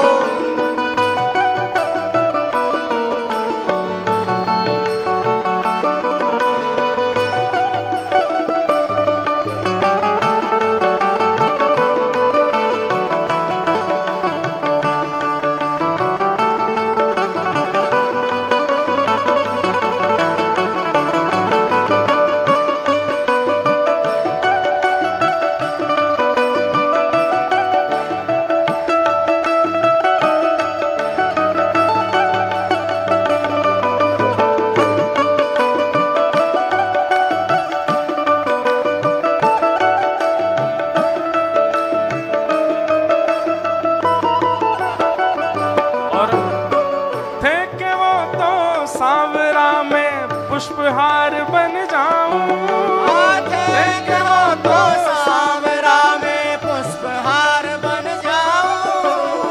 थे के वो तो सांवरा में पुष्पहार बन जाऊं। कहो तो सांवरा में पुष्पहार बन जाऊं। ओ पैरण लागे सांवरे जे, पैरण लागे सांवरा जी, पैरण लागे सांवरो जे, पैरण लागे सांवरो जी। ओ हिवड़ा में रम जाऊं रे, मैं तो हिवड़ा में रम जाऊं। ओ मैं तो हिवड़ा में रम जाऊं रे, मैं तो हिवड़ा में रम जाऊं रे। गिरधर आओ तो सही रे, गिरधर आओ तो सही, माधव रे मंदिर में मीराबाई अकेली खड़ी।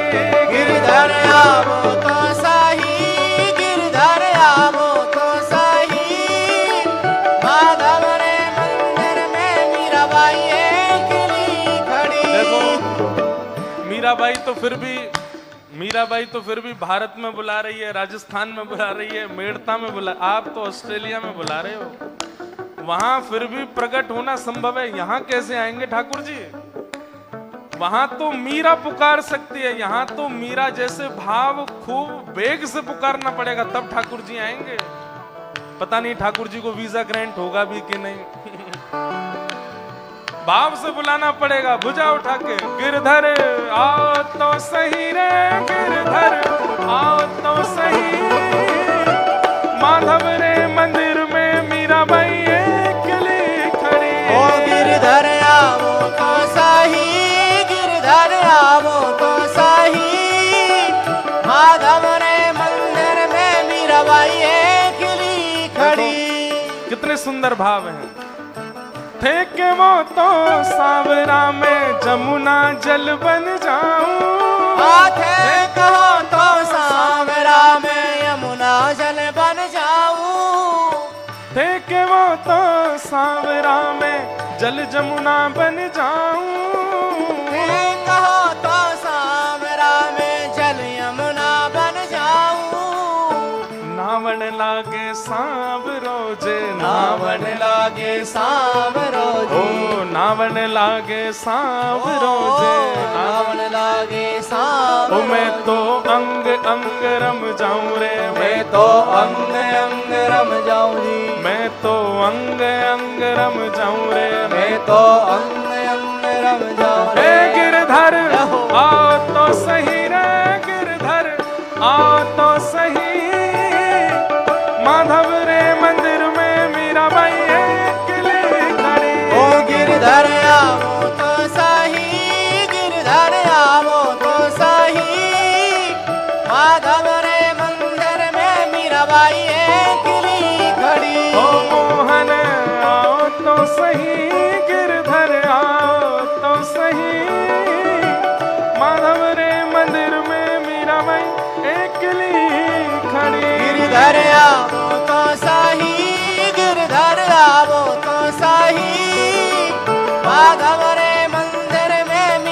बोल गिरधर गोपाल की।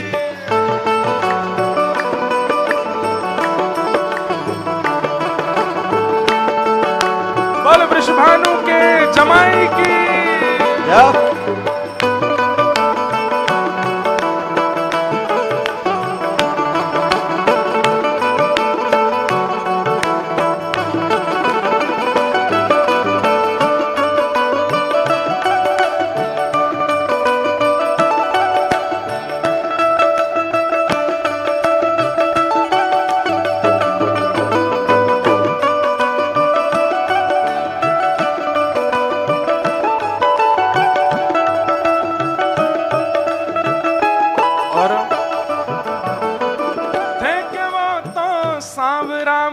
काजरिया बन जाऊं, कहो तो सांवरा में काजलिया बन जाऊं, देखे वो तो सांवरा में काजरिया बन जाऊं, कहो तो सांवरा में काजलिया बन जाऊं, नैन लगावे सांवरो जे, नैन लगावे सांवरो जी, नैन लगावे सांवरो जे, नैन लगावे सांवरो। ओ मैं तो नैना में रम जाऊं रे, मैं तो नैना में रम जाऊं रे, मैं तो नैना में रम जाऊं रे, मैं तो नैना में रम जाऊं। ए गिरधर, ओ गिरधर, हाँ गिरधर, आओ तो सही रे गिरधर, आओ तो सही। माधव रे मंदिर में मीराबाई अकेली खड़ी, गिरधर आवो तो सही, गिरधर आवो तो सही, माधव रे मंदिर में मीराबाई अकेली खड़ी। गिरधर आओ तो सही, गिरधर आओ तो सही, माधव रे मंदिर में मीराबाई अकेली खड़ी। गिरधर आवो तो सही, गिरधर आवो तो सही, माधव रे मंदिर में मीराबाई अकेली खड़ी। अंत में क्या कह रहे हैं?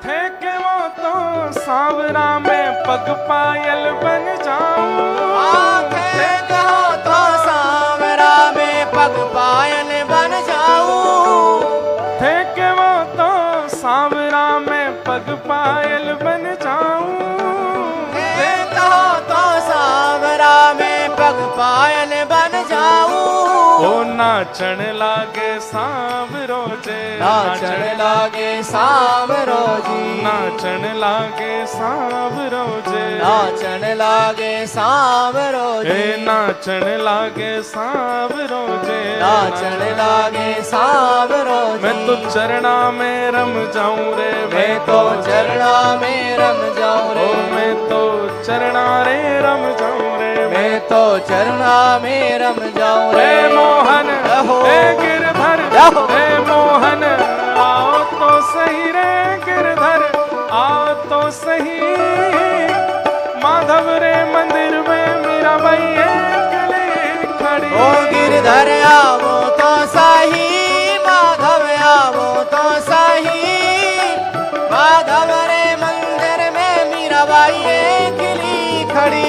गिरधर आओ तो सही, गिरधर आओ तो सही, माधव रे मंदिर में मीराबाई अकेली खड़ी। ओ गिरधर आवो तो सही, गिरधर आवो तो सही, माधव रे मंदिर में मीराबाई अकेली खड़ी।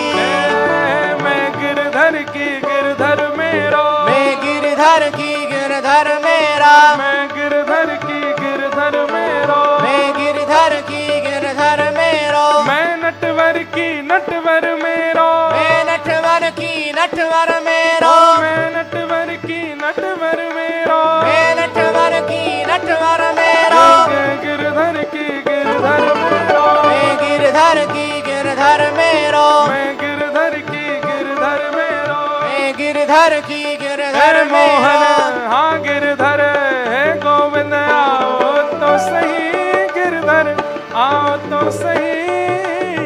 माधव रे मंदिर में मीराबाई अकेली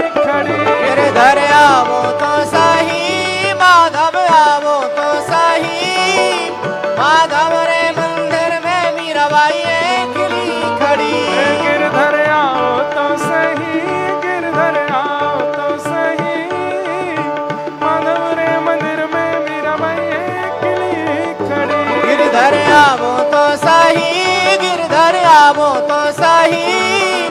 माधव रे मंदिर में मीराबाई खिली खड़ी। गोविंद मेरो है गोपाल मेरो है। गोविंद मेरो है गोपाल मेरो है।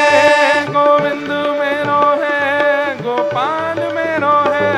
गोविंद मेरो है गोपाल मेरो है। राधा रमण बिहारी नंदलाल मेरो है। राधा रमण बिहारी नंदलाल मेरो है। राधा रमण बिहारी नंदलाल मेरो है। राधा रमण बिहारी नंदलाल मेरो है। गोविंद मेरो है गोपाल मेरो है। गोविंद मेरो है गोपाल मेरो है। गोविंद मेरो है गोपाल मेरो है। गोविंद मेरो है गोपाल मेरो है। गोविंद मेरो है गोपाल मेरो है। गोविंद मेरो है गोपाल जय मेरो जय है। श्री राधे जय जय श्री राधे जय जय श्री श्री राधे।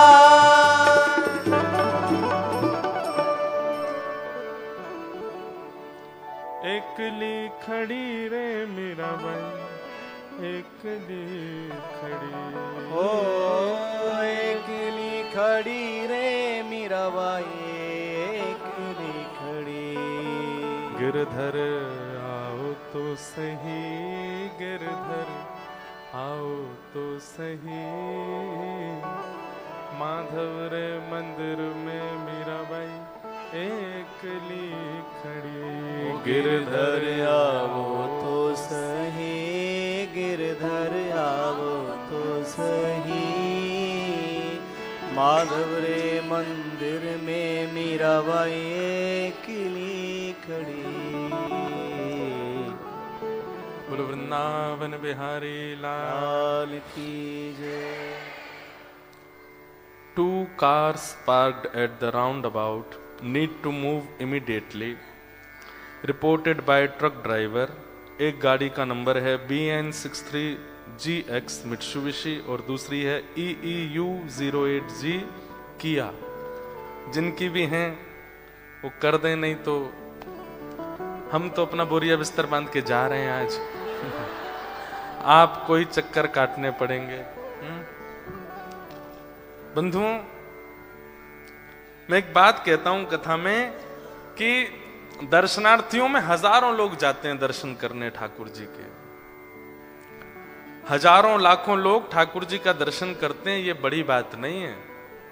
उन हजारों लाखों में ठाकुर जी किसको देखते हैं, ये बड़ी बात है, ये विशेष बात है। कथा और गुरुजन, रसिक जन, संत जन, महत पुरुष जन ये आपका श्रृंगार करते हैं अपनी बातों से, अपने भावों से, अपने विचारों से। ये आपका श्रृंगार करते हैं और वो वैसा श्रृंगार कि उस श्रृंगार से ठाकुर जी आपसे रीझ जाएं। हमारे ब्रज के संत हों, हमारे भारत के ऋषि हों, हमारे भारत के कथा वक्ता हों, वे अपने भावों से, विचारों से आपका श्रृंगार करते हैं ताकि उस श्रृंगार को करके आप जब हृदय लेकर के ठाकुर जी के सन्मुख जाओ तो भले ही लाखों की भीड़ हो लेकिन ठाकुर जी आपको देख लें, ठाकुर जी की दृष्टि आप पर पड़ जाए। मीराबाई ठाकुर जी को नहीं देखती थी, ठाकुर जी मीराबाई को देखते थे। पूरी दुनिया ठाकुर जी को देखती पर ठाकुर जी सूरदास को देखते थे। पूरी दुनिया ठाकुर जी को देखती पर ठाकुर जी कुम्भनदास को देखते थे। एक हमारे श्री गौड़िया वैष्णव परंपरा के एक अद्भुत महापुरुष हुए श्री माधवेंद्रपुरी दास। आप जगन्नाथपुरी जा रहे थे, तब जगन्नाथपुरी के मार्ग में ही एक सुंदर स्थान पड़ा, गोपीनाथ भगवान का मंदिर। बंगाल में या उड़ीसा में श्री गोपीनाथ जी का वो स्थान है। वो गोपीनाथ जी बड़े अद्भुत हैं।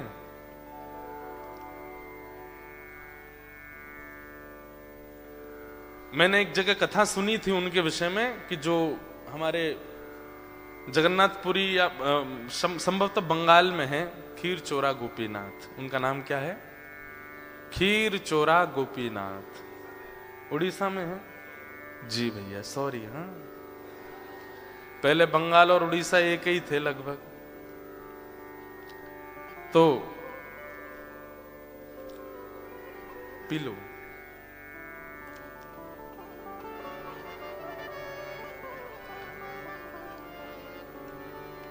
उड़ीसा में खीरचोरा गोपीनाथ, पहले उनका नाम केवल गोपीनाथ था। और ऐसी कथा बताते हैं कि जब प्रभु श्री राम वनवास के लिए जा रहे थे तो एक स्थान पर जाकर के एकांत में ठाकुर जी बैठते थे थोड़ी देर। तो किशोरी जी ने एक बार जिज्ञासा की कि आप क्या ध्यान करते हो, मतलब सीता जी ने। तो ठाकुर जी बोले कि मैं द्वापर में जो प्रकट होने वाला मेरा स्वरूप है उसका चिंतन करता हूं। तो सीता जी बोली हमको भी दर्शन कराओ, वो द्वापर का स्वरूप आपका कैसा होगा।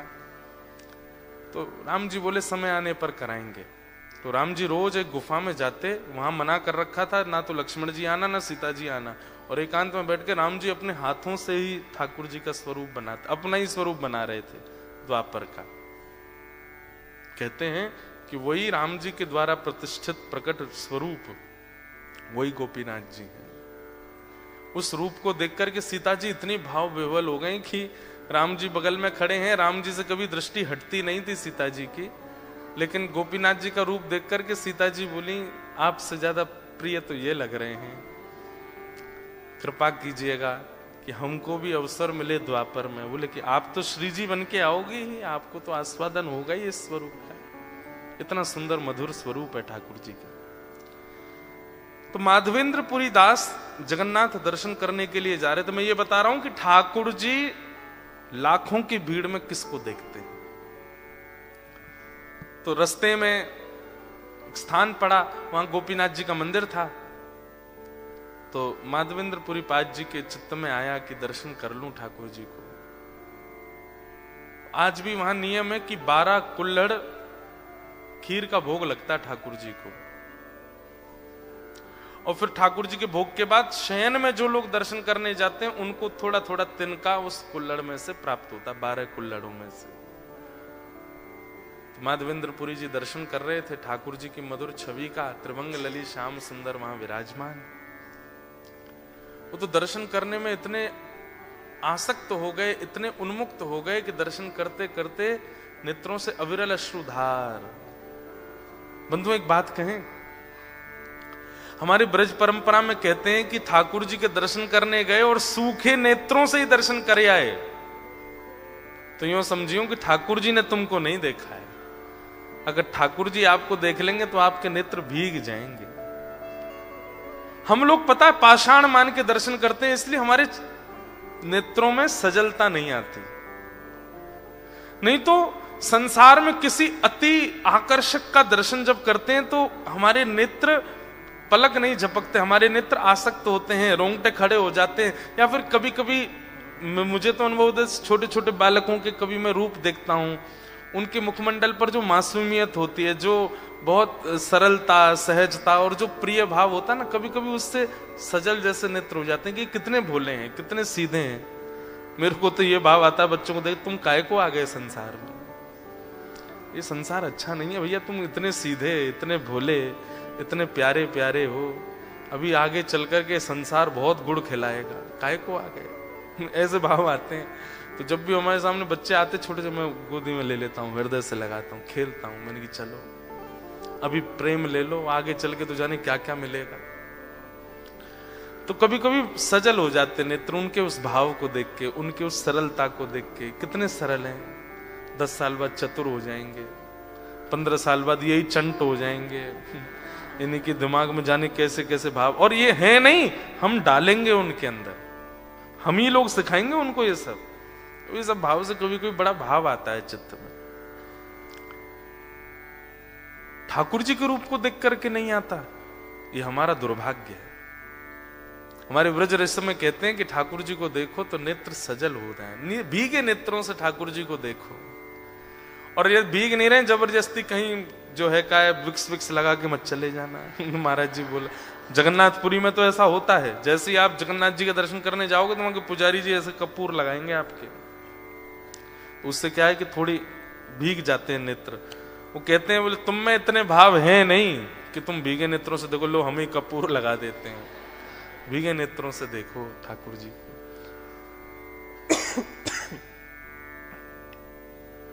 कुम्मनदास जी कहते हैं, नयन भर देखूं नंद कुमार, नयन भर गाइए, देखूं नंद कुमार, नयन भर देखूं नंद कुमार, नयन भर देखूं नंद कुमार। जब नेत्रों में भर के श्याम सुंदर को देखते हैं तो क्या होता है? ता दिन ते सब भूल गए हूँ, ता दिन ते सब भूल गई हूँ, बिसरोपन परिवार, बिसरोपन परिवार। खुद को भूल गए, परिवार को भूल गए, सब कुछ भूल भाल गए। भैया ऐसा कभी दर्शन हो जाए ना आपको, उस दिन नाच लेना जोर से, उस दिन ठाकुर जी ने आपको देखा है। जब याद है कि मैं कौन हूं, कहां से आया हूं, कौन कौन आए हैं संग में, तो समझो कि अभी ठाकुर जी ने देखे ना आए हम। लेकिन जाते भूल भाल गए, बिल्कुल भूल गए कौन मैं, कहां से आए, क्या। एक क्षण के लिए, एक मिनट के लिए, लंबे समय के लिए नहीं होगा, एक सेकंड के लिए होगा कि सब शून्य हो जाएगा, जीरो, दिमाग में कुछ पता नहीं रहेगा क्या हो रहा है। उस समय समझना ठाकुर जी की दृष्टि पड़ी है। नयन भर देखूं नंद कुमार, नयन भर देखूं नंद कुमार। और फिर उसके बाद क्या होगा? जिस दिन ऐसा दर्शन होगा उस दिन आपसे सब कहेंगे चलो भैया आगे चलो, निकलो, चलो मंदिर से बाहर चलो। तो फिर स्थिति क्या होगी? बिन देखे हो विकल भई हूँ, ओ बिन देखे हो विकल भई हूँ, अंग अंग सब बार, अंग अंग सब बार। कुंभन दास प्रभु गोवर्धन धर, ओ कुंभर दास प्रभु गोवर्धन धर, मिलो बहुरी री माँ, मिलो बहुरी माँ। नयन भर देखूं नंद कुमार, नयन भर देखूं नंद कुमार। होंगे तो नहीं पर हो जाएं ऐसे दर्शन, ऐसी स्थिति बन जाए, हमको याद करके हमारी तरफ से भी प्रणाम कर लेना। जय जय। हमको महाराज जी बता के गए थे कि ऐसे दर्शन हो तो समझो ठाकुर जी ने आपको देखा, ऐसी स्थिति बन जाए तो समझो ठाकुर जी आपको देखा। अनेक वैष्णव गोपीनाथ जी के दर्शन कर रहे थे, पीछे खड़े थे श्री माधवेंद्रपुरी दास। और उस जमाने में इतनी भीड़ नहीं होती थी मंदिरों में, लेकिन दर्शन करके इतने भीगे नेत्रों से रुदन करने लगे, इतने भाव में चले गए कि उनकी स्थिति पागलों जैसी दिखने लगी। बगल में खंबा पकड़ करके रो रहे हैं, कभी नीचे बैठ के रो रहे हैं। तो पुजारी जी के मन में भेद आ गया, बोले ये तो कोई ऐसा ही है। तो जो खीर का प्रसाद था वो सब में बांट दिया, उनको नहीं दिया। कई बार ये भेद ठाकुर जी के समीप रखने वाले, रहने वाले कर देते, पर ठाकुर जी नहीं करते। हमने अनुभव किया अपने गिरधर लाल जी के लिए। हम कितनी बार ऐसा विचार कर लेते हैं, इनकी गोद में ठाकुर जी की झांपी जी नहीं देंगे, इनके गोद में, इनके हाथ में नहीं देंगे ठाकुर जी, पर ऐसी कोई योजना बनती है, ठाकुर जी खुद चले जाते हैं। तो फिर मन में आता है, मैं तो सोचा था कि इनको नहीं देंगे, ये खुद ही चले गए। इनके ऐसी कोई योजना बनी कि जाना ही पड़ा उनके पास। तो समझ जाते हैं कि ठाकुर जी को ही जाना था। माधवेंद्रपुरी दास को खीर का प्रसाद नहीं दिया। मंदिर बंद हो गया, सब बाहर चले गए। आपका नियम था कि आप मांग करके भिक्षा नहीं लेते थे, कोई दे जाए तो ही पाते थे। व्रज से निकले थे जगन्नाथपुरी के लिए, जिस गांव में रुकते बैठ जाते, अगर कोई आके दे देता बाबा ने प्रसाद पाओ तो ही पाते, स्वयं नहीं मांगते थे। 5 दिन से कुछ पाया भी नहीं था, लेकिन बैठ गए एक वृक्ष के नीचे, बैठ के ये विचार करने, जय हो ठाकुर जी, आपकी बड़ी कृपा है। दुनिया के लोग तो एक ही एकादशी का व्रत करते हैं, मेरे तो 5-5 एकादशी अपने आप हो रही हैं, बढ़िया है। लेकिन ठाकुर जी को याद था कि माधवेंद्र जी को एक कण भी नहीं दिया पुजारी जी ने, उनको ये समझ के कि कोई ऐसे ही है। तो इतने में स्वप्न में अर्धरात्रि, उसी समय, सब लोग इधर देखो, उसी समय ठाकुर जी स्वप्न में पहुंच गए और पुजारी जी से कहने लगे, आपने आज दर्शनार्थियों में खीर बांटी, लेकिन एक मेरा परम भक्त आया, उसको नहीं दिया। पुजारी जी बोले, नहीं नहीं जय जय, मैंने सबको दिया। बोले नहीं दिया। बोले किसको नहीं दिया? बोले एक पीछे रो रहे थे, नेत्रों से आंसू गिर रहे थे बार बार। अरे जय जय, मेरे मन में दोष आ गया, मैंने ये सोचा ऐसे ही कोई है इसलिए नहीं दिया। बोले सुनो, उनको अभी दे के आओ। पुजारी जी बोले, वो तो बट गई सारी खीर, हमने बांट दी, अब तो बची नहीं, अब रात में कहां से बनाऊं, आपको भोग लगाऊं फिर दे के आऊं? बोले नहीं। कितनी खीर का प्रसाद लगता? बोले 12 कुल्हड़। बोले कल कितने बांटे थे? बोले 12 ही बांटे। बोले नहीं, 11 बटे थे, एक हमने छुपा के अपनी जेब में धर लिया था, क्योंकि हमको पता था तुम ये करोगे। हमारी पीतांबरी में एक कुल्हड़ धरा है। ये लाला जगन्नाथ जी का चित्र दिखा रही है, लाली ये बना के लाई है, कोई बढ़िया सुंदर, तब से दिखा रही है जगन्नाथ जी, लाओ दे दो। मेलबर्न में हमने एक लाली बुलाई, कम से कम 50 आई मंच पे। आ जाओ दे दो, यहीं से चढ़ा दो ऊपर, वो घूम के आएंगी। ये बात, ये देखो,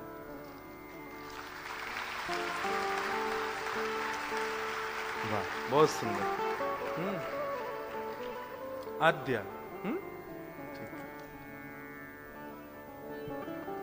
तो गोपीनाथ जी बोले पुजारी जी से, बोले मैंने अपनी पीतांबरी में छुपा रखी है, एक खीर प्रसादी दे के आओ। अर्धरात्रि में पुजारी जी उठे, नहाए धोए, जैसे ही मंदिर में भीतर जाकर के देखा तो ठाकुर जी की पीतांबरी जैसी टटोली, तो यहाँ पीतांबरी में बांध रखी थी ठाकुर जी ने एक कुल्हड़ अपने। पुजारी जी के तो नेत्र सजल हो गए, बोले जय जय, क्षमा प्रार्थी हूं, और आपके प्रेम वत्सल, प्रेम भाव पे तो न्योछावर हैं, कितने आप ध्यान रखते हो सबका। लेकर के वो खीर प्रसादी दौड़ करके गए बाहर। ये लीला ठाकुर जी कितनी बार कर चुके हैं अपने भक्तों को प्रसाद पवावे की। वास्तव में ये इतने बढ़िया बढ़िया 56 भोग ठाकुर जी खुद थोड़ी पाते हैं, इनको इस बात में सुख मिलता है, बनाओ मेरे सामने धरो, फिर सब में बांटो। जब आप खाते हैं ना, आप पाते हैं, तब ठाकुर जी को अच्छा लगता है। देखो कितनों स्या के पारो है, कितनों खुश है रो पाते समय। और जब जब आप प्रसाद पाते हैं तो फिर आपके पाप भी, ठाकुर जी प्रसाद रूप में ही भीतर प्रवेश करके आपके विकारों को दूर करते हैं। लेकिन कब? जब कोई व्यक्ति प्रसाद मान के ही पावे।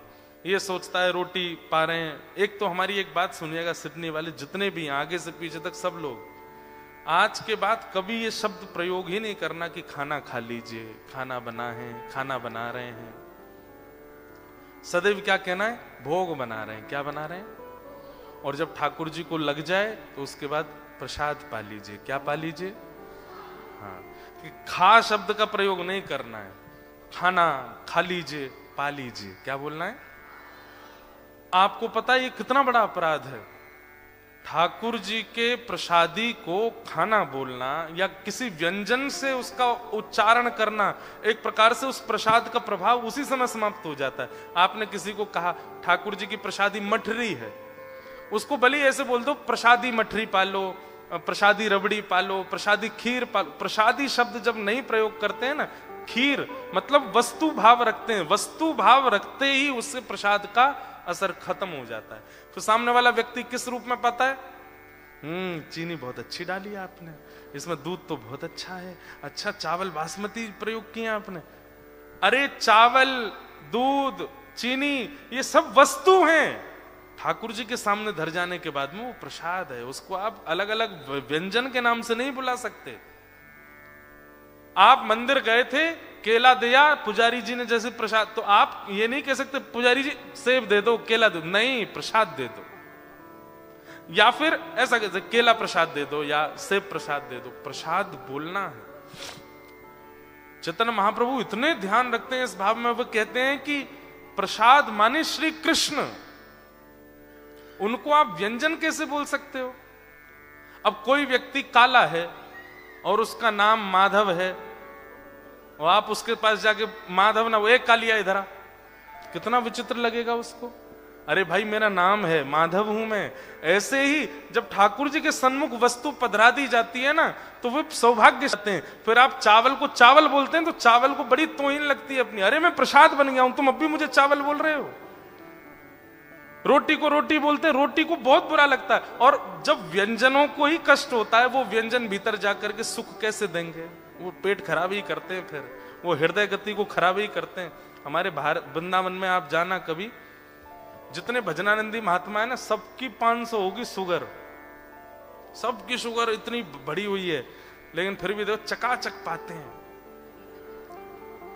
आप कहोगे महाराज जी शुगर बढ़ रही है इतना, तुम प्रसाद के लिए मना कर रहे हो? ये प्रसाद है, ये हमारा अनित नहीं कर सकता। और कितने महापुरुषों को हमने देखा खूब 90-90 वर्ष के होके गए, चकाचक पाके गए। क्यों?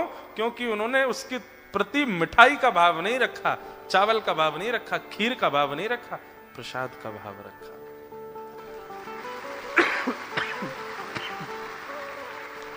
और भैया जितने डायबिटिक बैठे हैं, कहीं इस कथा को सुनने के बाद रात में जाके घर वालों से कहो, सुनो मालपुआ लेके आओ, मालपुआ प्रसाद लाओ। महाराज जी बता के गए थे गुलाब जामुन प्रसाद, अब तो चकाचक खवाओ हमको। भाई उसमें भी तुम्हारी जीव तो है ना, ये लपलपानी नहीं चाहिए। उस भाव से पाओगे तो शुगर बढ़ेगी ही। महाप्रसादे गोविंदे, उनके प्रति साक्षात गोविंद की भावना रखो, साक्षात ठाकुर जी हैं, और उसी भाव से उसको ग्रहण करोगे तो आज के बाद खाना नहीं बोलना। कम से कम इतने लोग ही सुधर जाएं तो बहुत हो जाएगा ना। मैं कहीं लोगों के घर जाते हैं, महाराज जी चलिए खाना तैयार है, तो इतनी पीड़ा होती है। खाना नहीं है, वो प्रसाद है, ठाकुर जी का भोग लगा है।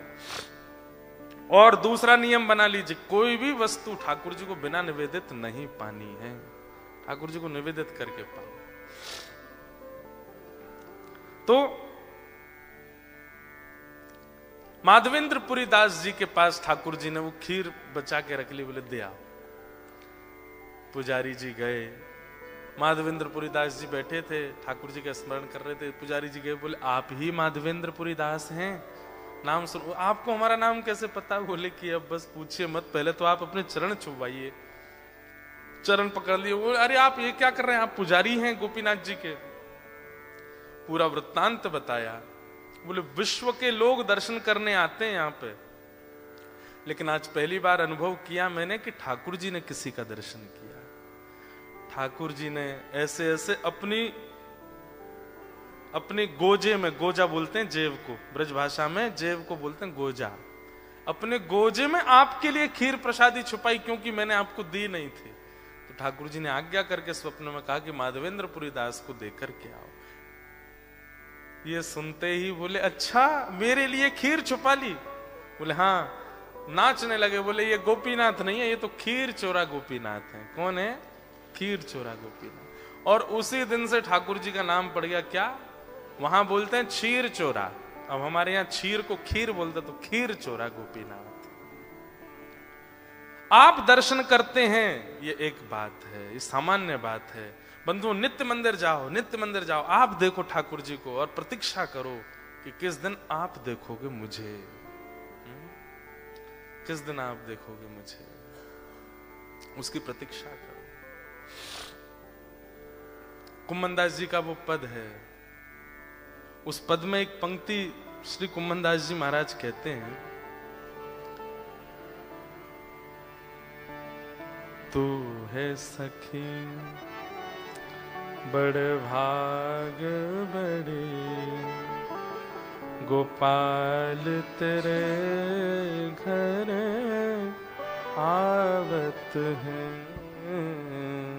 तू है सखी बड़ भाग बड़ी, गोपाल तेरे घर आवत है। कुम्मनदास जी कहते हैं, तू है सखी बड़ भाग बड़ी, नंदलाल तेरे घर आवत है। तू है सखी बड़ भाग बड़ी, गोपाल तेरे घर आवत है।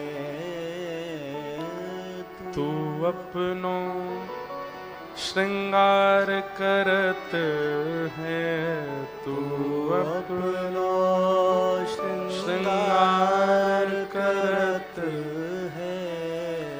दर्पण हाथ दिखावत है, दर्पण हाथ दिखावत है। सब कोई इनके गुण गावत, सब कोई इनके गुण गावत, पर ये तेरो गुण गावत है। ये तेरो गुण गावत है। प्रेम तो तब जानो ना कि आपने प्रस्तुत किया और सामने वाला उसको स्वीकार करके अब वह भी प्रस्तुत करे। आपने प्रस्तुत किया, उसने स्वीकार किया, ये प्रेम नहीं है, पर उसने स्वीकार करके उसने भी प्रस्तुत किया, वो प्रेम है। अभी क्या होता है कि हम प्रस्तुत करते हैं, ठाकुर जी स्वीकार करते हैं, हम प्रस्तुत करते जा रहे हैं, ठाकुर जी स्वीकार करते जा रहे हैं, पर ठाकुर जी का रिवर्ट अभी तक नहीं आया है। जितने भी रसिकों की आपने लीलाएं, चर्चाएं, कथाएं सुनी है, उन सबको रिवर्ट आया है, हमारा नहीं आया अभी तक। उसकी प्रतीक्षा करोगे ठाकुर जी, अब आप कब करोगे?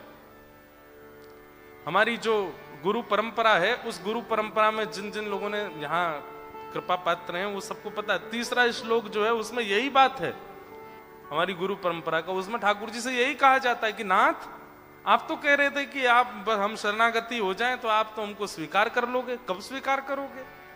अपनी बातों को मिथ्या मत कीजिए, सत्य कीजिए नाथ, उसको कृपा करके पूर्ण कीजिए। तो नित्य ठाकुर जी से बोलो कि नाथ, इतना भजते हैं, इतना जपते हैं, इतना सब कुछ करते हैं, पर हम दृष्टि के कृपा, हम दृष्टि के योग्य कब बनेंगे? हम पर कृपा कब करोगे नाथ? वो कृपा करो। ऐसे भाव हैं। तो सब भावों के बस एक ही हमारी इच्छा है कि इस भक्ति पथ पर आप सब लोग चलें और इस भक्ति पथ के मार्ग पर चल करके भगवत अनुभव, भगवत अनुभूति का आप सब लोग लाभ लें। आज कथा का विश्राम दिवस है और हमको बोला गया कि आप 8 बजे तक कथा विश्राम करना, ताकि सब लोगों से मिलने का क्रम हो जाए। तो हम यहीं बैठ जाएंगे, आप लोग एक एक करके हमसे जय श्री कृष्णा गुड बाय कर जाना, तो ऐसा क्रम बनेगा। उससे पहले एक कीर्तन हमारे लाल जी ने लिखवाया था, आप सब लोगों के भाव से हम गा देते हैं कि आप सब लोग ऑस्ट्रेलिया वासी, सबकी बड़ी इच्छा रहती है कि हमको ब्रज प्राप्त हो, वृंदावन प्राप्त हो। हमें वृंदावन, बंधुओं देखो तन से बहुत भीड़ है वहां पे, इतने लोग और चले गए तो श्री जी कहेंगी दारी के नेक सो सोए, कितनों भरेगो या वृंदावन है। कई वृंदावन के लोग तो मेरे पीछे पड़े हैं, बोले आप ही वृंदावन की कथा सुना सुना के इतनी भीड़ करवा रहे हो यहाँ पे। तो हम तो एक ही बात कहते हैं, तन व्रज में रहे वो आवश्यक नहीं, मन में व्रज रहे। आप लोग ऑस्ट्रेलिया में रहते हैं, जल्दी ही भक्ति पथ व्रज यहाँ स्थापित होगा और फिर तो ब्रज यहीं सिडनी मेलबर्न जहां पे भी बनेगा वहीं आपको अनुभव हो जाएगा। लेकिन तब तक मन में व्रज रखो, और मन में व्रज आए उसके लिए श्री गिरधर लाल जी लिखवा रहे हैं, राधिका रानी जी वृषभानु दुलारी जी, राधिका रानी जी वृषभानु दुलारी जी, राधिका रानी जी वृषभानु दुलारी जी, राधिका रानी जी वृषभानु दुलारी जी। ओ सुन लो अरज हमारी हमारी, रहूं ब्रज रज को पासी पासी, ब्रज रज को पासी, रहूं ब्रज रज को पासी पासी, ब्रज रज को पासी। भैया आप सिडनी में ये कथा विश्राम हो रही है, लेकिन बहुत जल्दी पुनः सिडनी आना होगा। और सुनो बात एक सुनो, अगली बार 3 दिन के लिए नहीं 7 दिन के लिए आएंगे, और पूरी भागवत की कथा और साथ में श्री गिरधर लाल जी के उत्सव होंगे।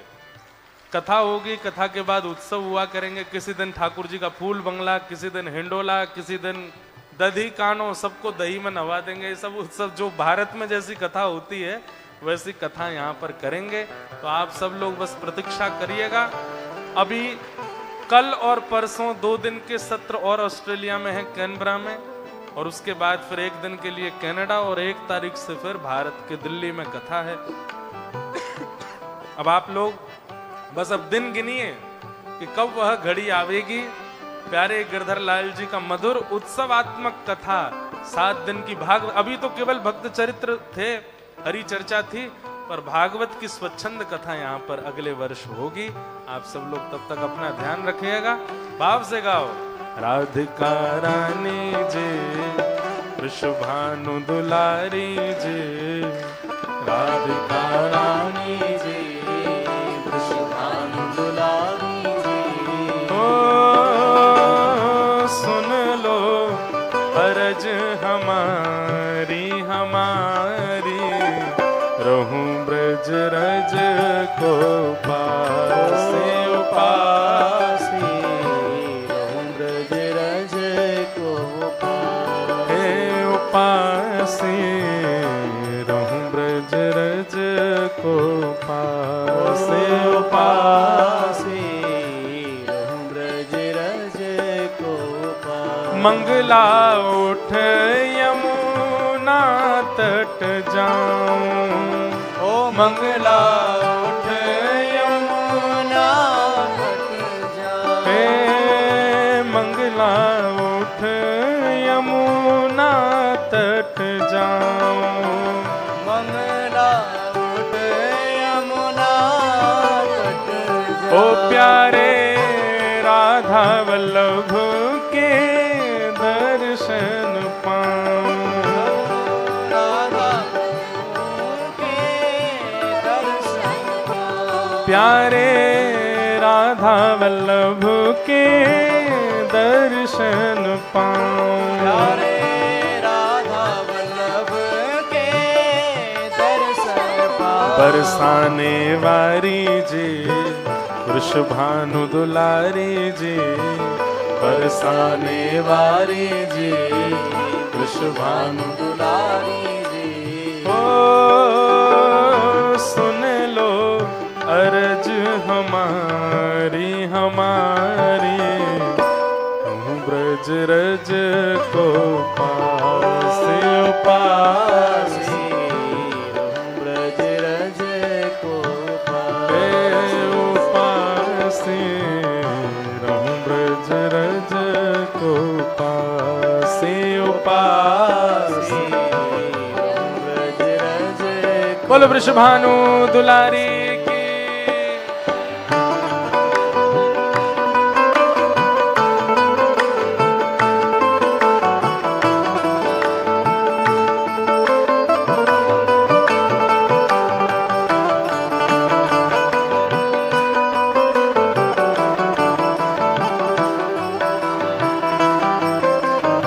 नंद के लाला की, श्री राधा वल्लभ लाल की।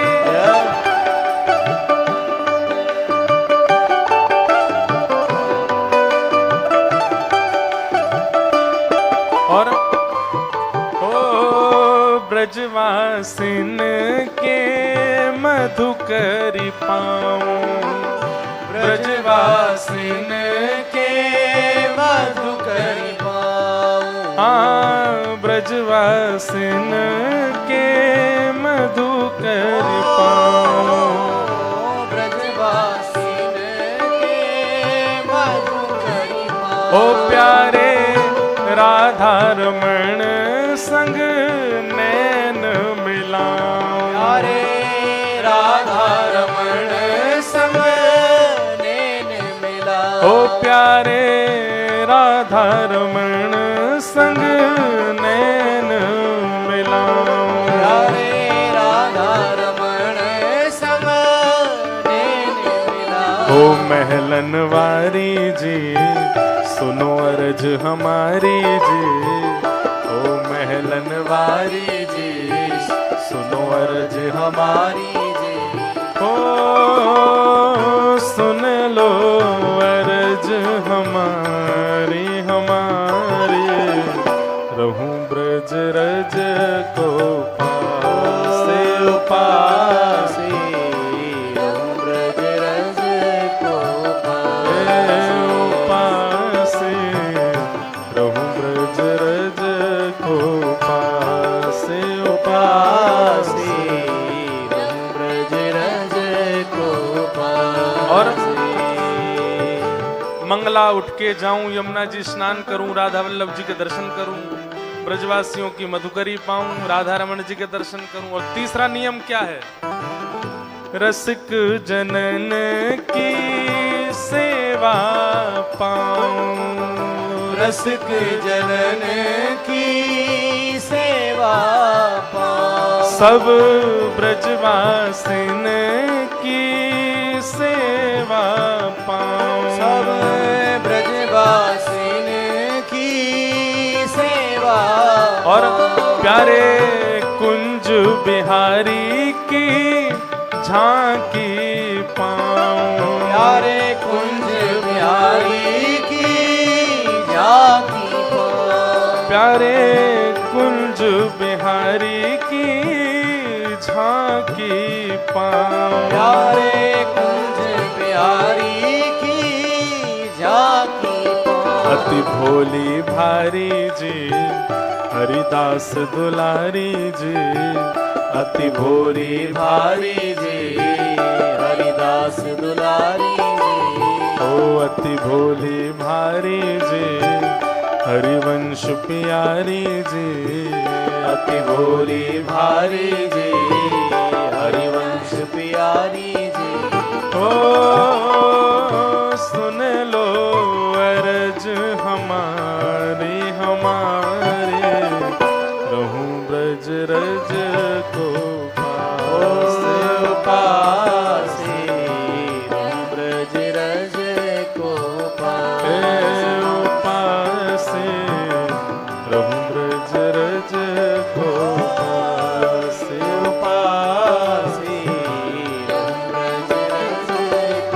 और अंतिम पंक्ति मेरी इच्छा व्यक्त की है। मेरे भाव क्या है?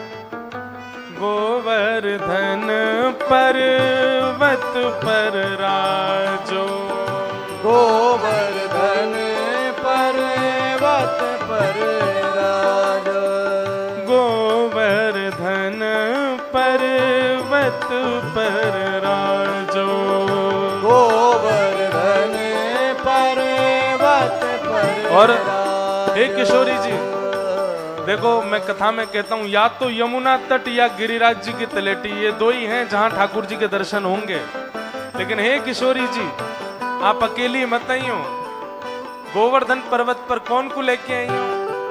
प्यारे गिरधर लाल संग दर्श करा दो, प्यारे गिरधर लाल संग दर्श करा, प्यारे गिरधर लाल संग दर्श करा दो, प्यारे गिरधर लाल संग दर्श करा। ओ शरण तिहारी जी, वृषभानु दुलारी जी, हम शरण तिहारी जी, वृषभानु दुलारी जी, ओ ऊंचे महलन वारी जी, हम शरण तिहारी जी, ऊंचे महलन वारी जी, शरण तिहारी जी।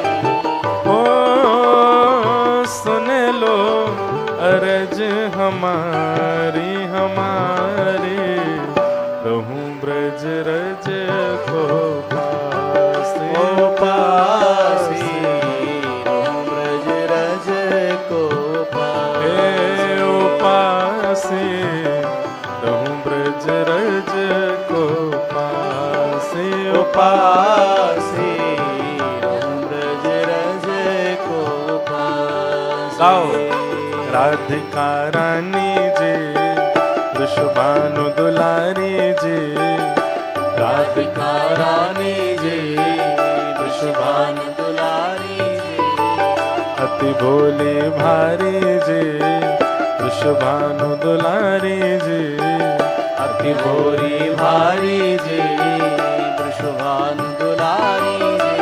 ओ सुन लो अरज हमारी हमारे, रहूं ब्रज रज को पासे, पासी, रहूं ब्रज रज को पासी। ओ मन भूल मत जइयो राधा रानी के चरण, मन भूल मत जइयो राधा रानी के चरण, मेरे मन भूल मत जइयो राधा रानी के चरण, मन भूल मत जइयो राधा रानी के चरण, ओ राधा रानी के चरण, महारानी के चरण, राधा रानी के चरण, महारानी के चरण, ओ श्यामा प्यारी के चरण, महारानी के चरण, ओ श्यामा प्यारी के चरण, महारानी के चरण। मेरे मन भूल मत जइयो राधा रानी के चरण, मन भूल मत जइयो राधा रानी के चरण, मेरे मन भूल मत जइयो श्यामा प्यारी के चरण। मत जइयो श्यामा प्यारी। जय जय श्री राम।